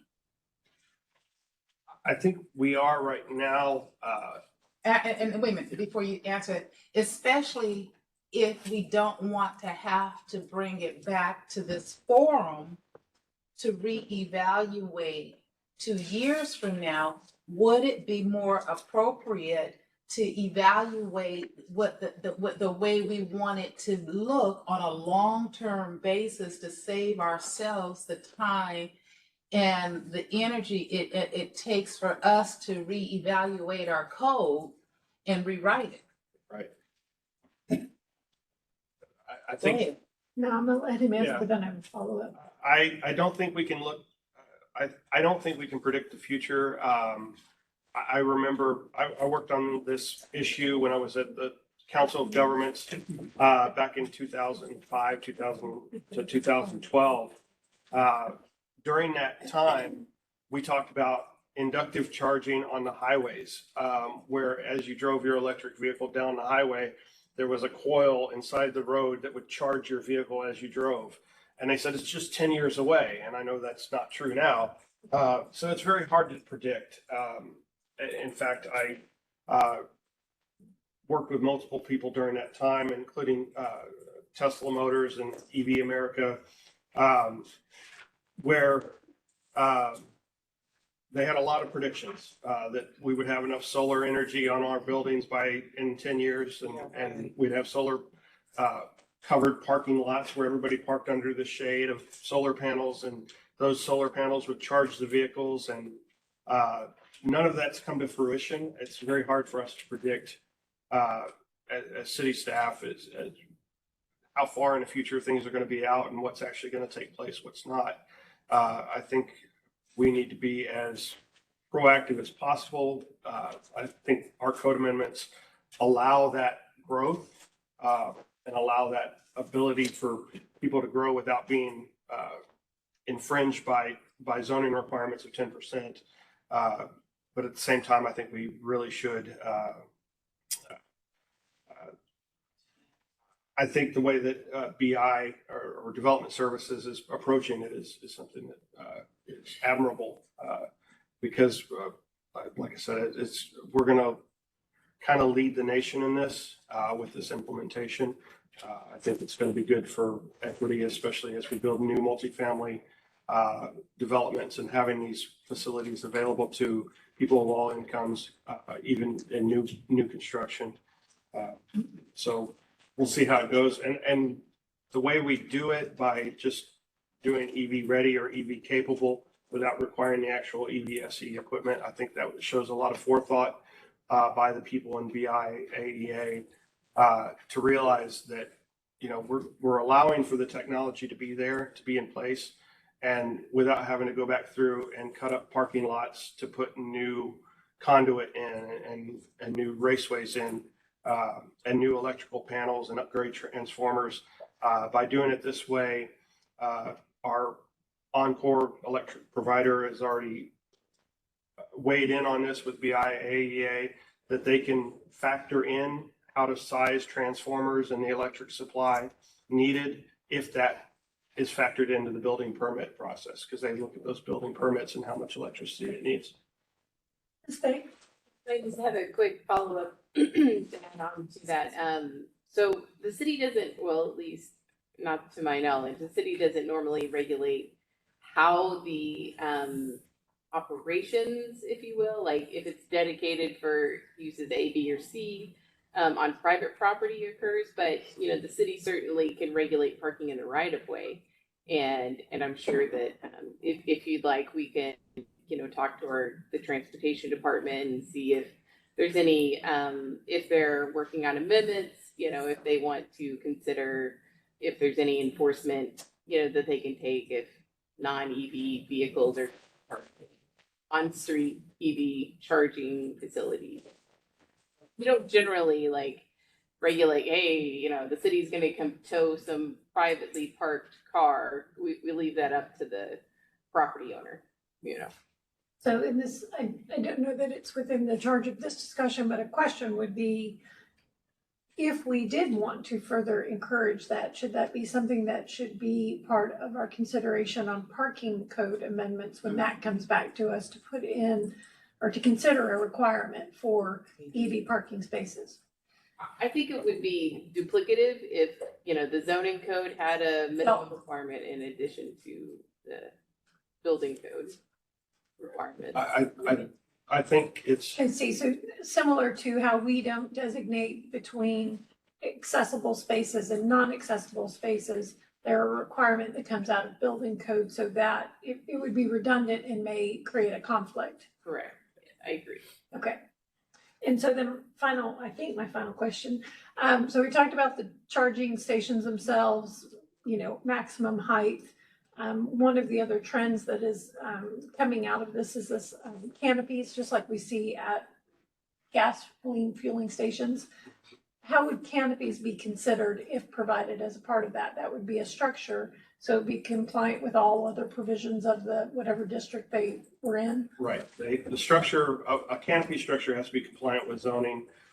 If it incorporates EV charging as part of the structure, I have a feeling somebody I know is listening intently right now. If that's incorporated as part of the structure, like I said, the technology may change. The EV charging equipment may go from a cord to a inductive coil that's inside the concrete underneath the car.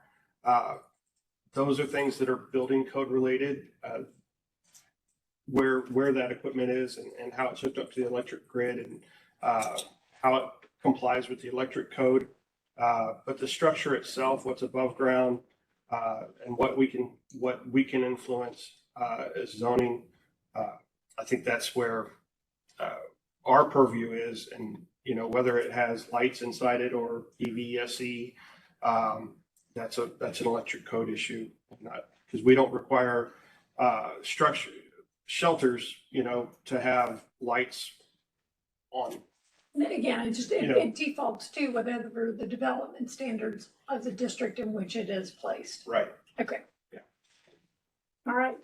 Members online? Commissioner Popkin. Yes, I've got a quick question regarding how we're defining EV ready and EV capable. On your chart indicating the little image of 3 different cars, indicating the difference between EV capable and EV ready, EVSE ready outlet, and an EVSE installed. So under our definition of how many ready versus capable spots are either required or allowed, does ready either mean a ready outlet or EVSE installed? EV ready means that the wiring and the plug is there to plug in the charging equipment. It doesn't mean that the charging equipment is installed. We're leaving that up to the end consumer to decide which piece of EVSE they want to install, whether it's a level 2 charger from commercial brand or that serves multiple vehicles, or one that just serves one vehicle, similar to like a Tesla charger. So we're leaving the outlet there in EV ready, and EV installed means the actual EVSE installed means the equipment is there, whether it's level 2, level 3. Yeah. That was my question, whether we were picking companies or leaving a plug available. Thank you. That makes perfect sense. Yeah, we don't want to pick a winner in this race. There's too many out there, too many competitors to choose from. Exactly. I like that we're leaving it a little open-ended, but they're ready to be used immediately. Thank you for the reminder. All right, any final questions? I think we do have one speaker with us today. We didn't have anyone registered online. Oh, we're sorry. You had to wait all this time. Thank you for being with us today.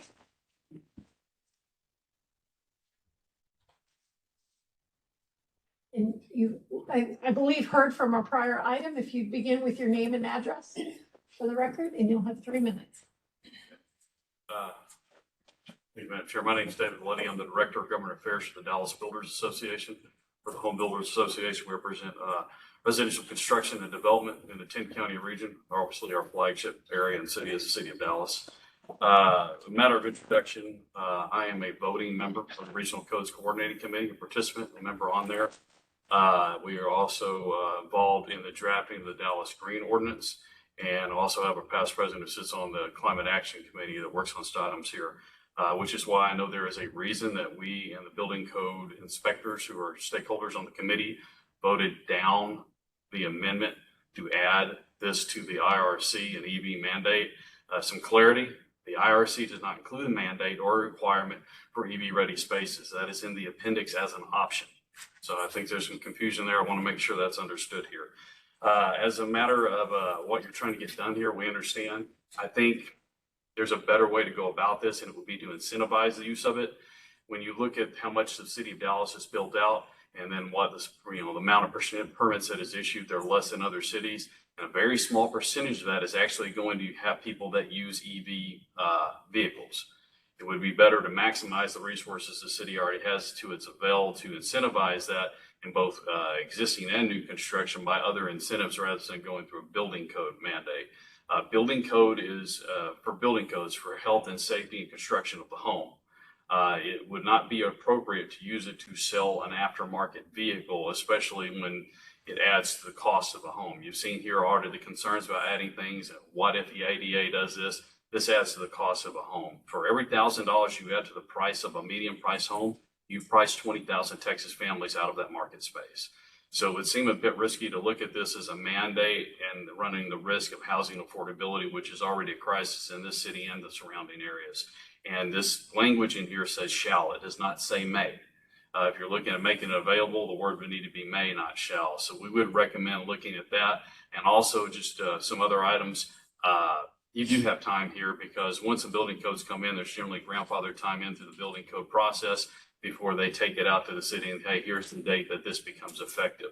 You may want to wait to see what comes from the building code side to see if this even survives that process through city council before you go down this process and open up the door to something else. Again, we would rather see this incentivized going into houses, especially single family homes, and saying we want to do this so we can incentivize the sale of a vehicle. That's not the appropriate use of the building codes. We need to keep it to life and safety and things like that. So we are happy to help and open this conversation. We have multifamily members who look at the best way to approach this. Generally, a market-based approach is the best way to do it rather than sticking new homeowners with the price of extra components, internal components on a home for an aftermarket product that they may not wish to use or can afford. At your time. Thank you for being with us.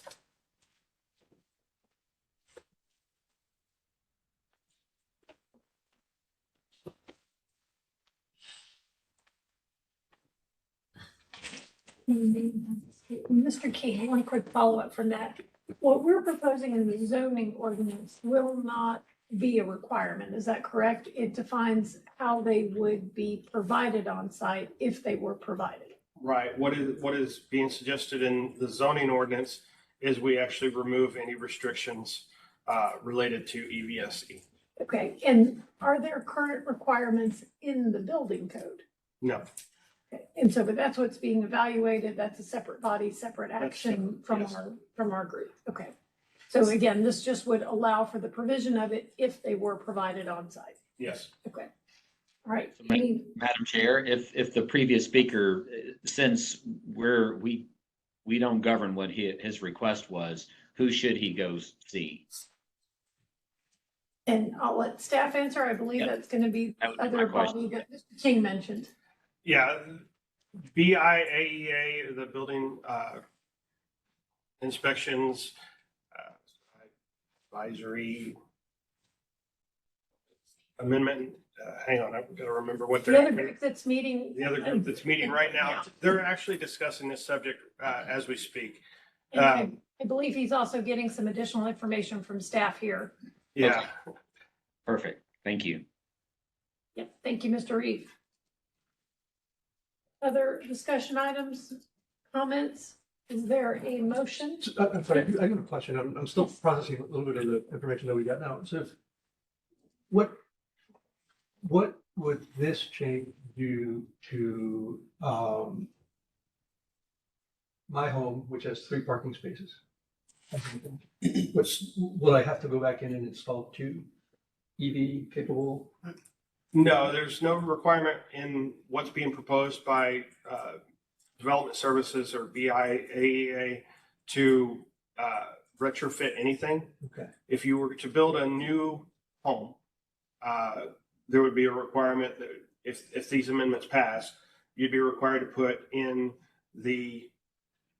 make it EV ready. Basically have an outlet in your garage or in or next to a parking space that you can attach EVSE or the charging equipment at a later date when you want to.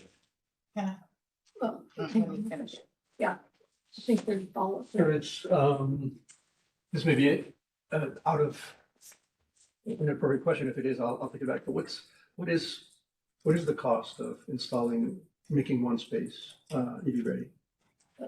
No. Well, I'm not going to say but that's not in our purview. That's going to be well, it's not even the cost, but that's being decided by the I know, but ABC. Yeah. No, sorry, I take it back. Yeah, but Yes. Can I call? Yeah, well, whoever I am today. And who just said, if building a new home, it must be EV ready, then I'm sorry, sir, what was your name? David Lady. David Lee? Lady. Lady. I like that name, David Lady. what Mr. Lady just said, that if these requirements are going to say that a new home must be EV ready, then how does that impact what he's saying as far as building homes? Does that mean that any new development will now require provisions for a house to be EV ready? Yes, But not in the zoning but code. not in the zoning code. It's a potential building code amendment Okay. that the city Okay. has not Okay. adopted and is being Okay, debated. Is that okay, correct? I did, thank you for connecting the dots there. I missed those dots. But the moment you require them to have an EV-ready space in a single-family home, you're with one space, with one required parking space, you now have 100% EV charging. Which is why and we're it's- asked. It exceeds the accessory use requirement. It makes it It makes it a main use, and you have to rezone that residential property. Or So then that means, find an exception.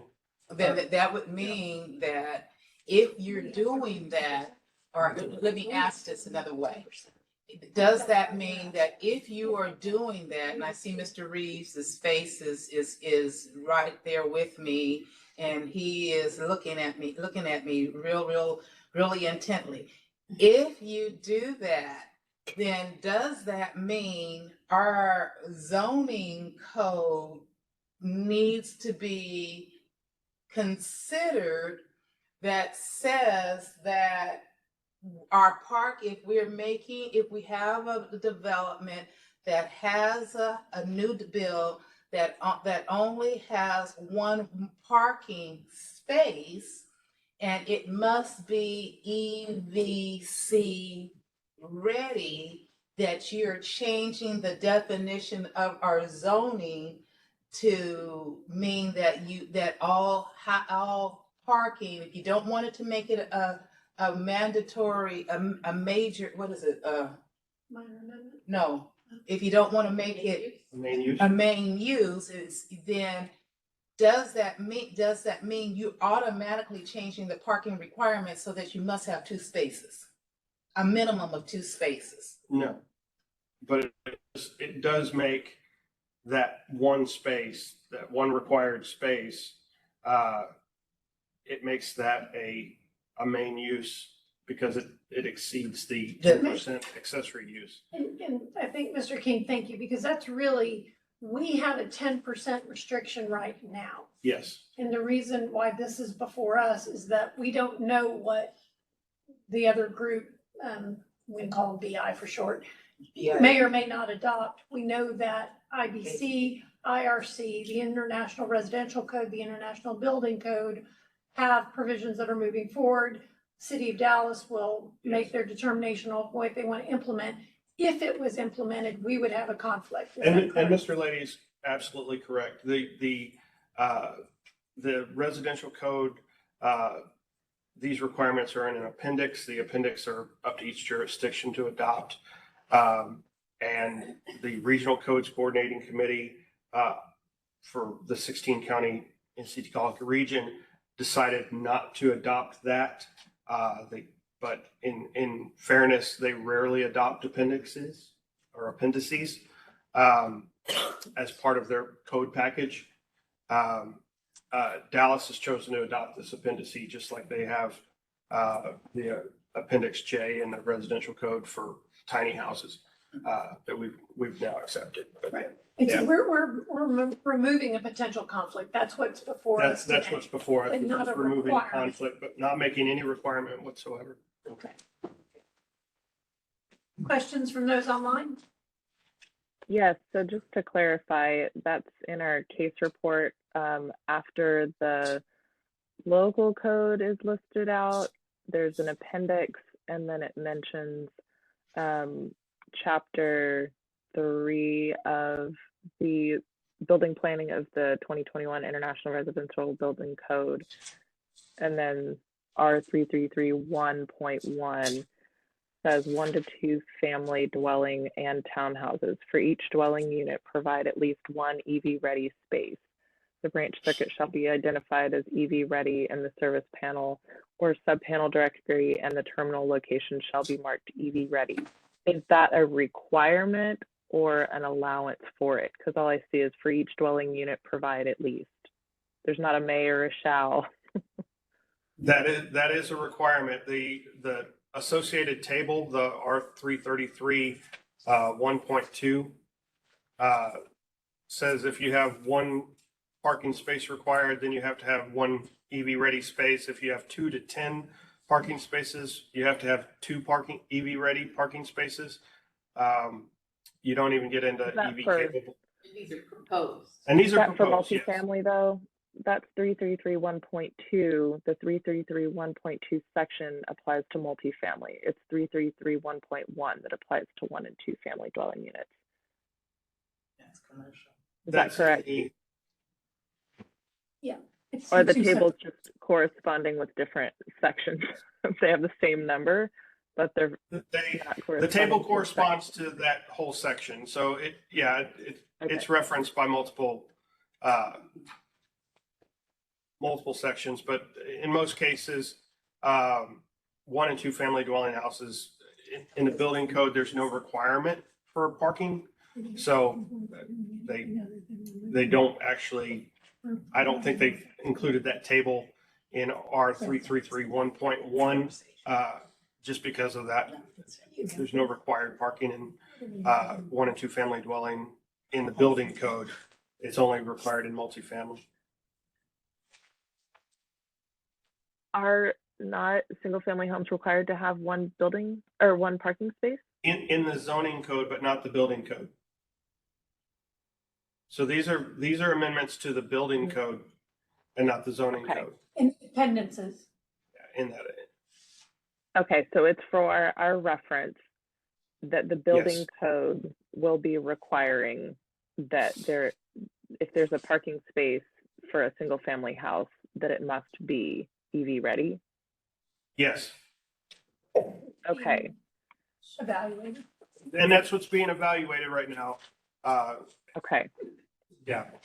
10 caveats. May I follow up? So that's what, Oh, I'm sorry. sorry. Go ahead, Commissioner Popkin. We had another question here. and so I just wanted to confirm where we're at.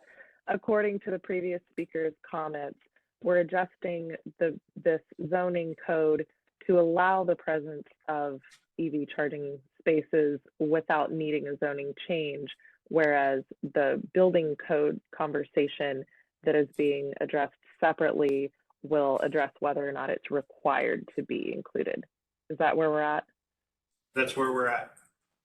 Awesome, thank you. Okay, so my question is redundant, but thank you, Madam Chair. My brain is a little bit short on oxygen right now. I want to make sure that if we approve the changes proposed today, are we, and somebody wants to build a single family home with 2 parking spaces, are we requiring them to put 2 EV stations? No. Okay. Okay, I think that's what I gathered, but I just want to get. If, in essence, what we're doing is if a single family house or a multifamily complex wants to put in EV chargers for every one of their required parking spaces, we're removing that restriction that says you're up to 10. Okay, gotcha. So thank you, that helps. Yeah, we're trying to remove restrictions and not add anything else. I appreciate that. All right. Any additional questions, members? If not, is there a motion? Happy to make a motion. Like let's. Yep. All right, so on the matter, on item DCA 223-001, Development Code Amendment to consider amending chapters 51 and 51A of the Dallas Development Code, section 51.4.212 service station, and so on as listed in staff's report. I move that we follow staff's recommendation of approving staff's changes, Proposed amendments. proposed amendments as presented. Is there a second? A second. Thank you, Mr. Hall. Any further discussion? So we have a motion on the floor by Mr. McGregor, second by Mr. Hall, to approve DCA 223-001 for staff recommendation for proposed amendments to align with the Dallas Development Code and forward to City Plan Commission. All those in favor say aye. Aye. Aye. Any opposed? Seeing none, motion carries unanimously. Thank you, Mr. King. Thank you. Thank you for being with us today, sir. Good job. So we have one more other matters, consideration of our minutes from the November 15th, 2022 meeting. We have received no corrections. Were there any corrections or comments to the minutes? Seeing none, is there a motion to approve? So moved. Thank you. Thank you, Commissioner Vice Chair Blair. All those in favor say aye. Aye. Aye. Aye. Any opposed? Hearing none, minutes are adopted. Motion by Mr. McGregor, second by Vice Chair Blair. That concludes our listed items on the agenda for today. Did we have any other matters, Ms. May? All right, hearing none. We are motion to adjourn by Vice Chair Blair. Thank you, Mr. McGregor, for your second. It is 1:18 p.m. Thank you all for being with us today and the great discussion. Everyone have a great holiday. Thank you, staff, City Attorney's Office, and all of our speakers who are here today. We are adjourned. I have a question. Hi, guys. Thank you. Thank y'all.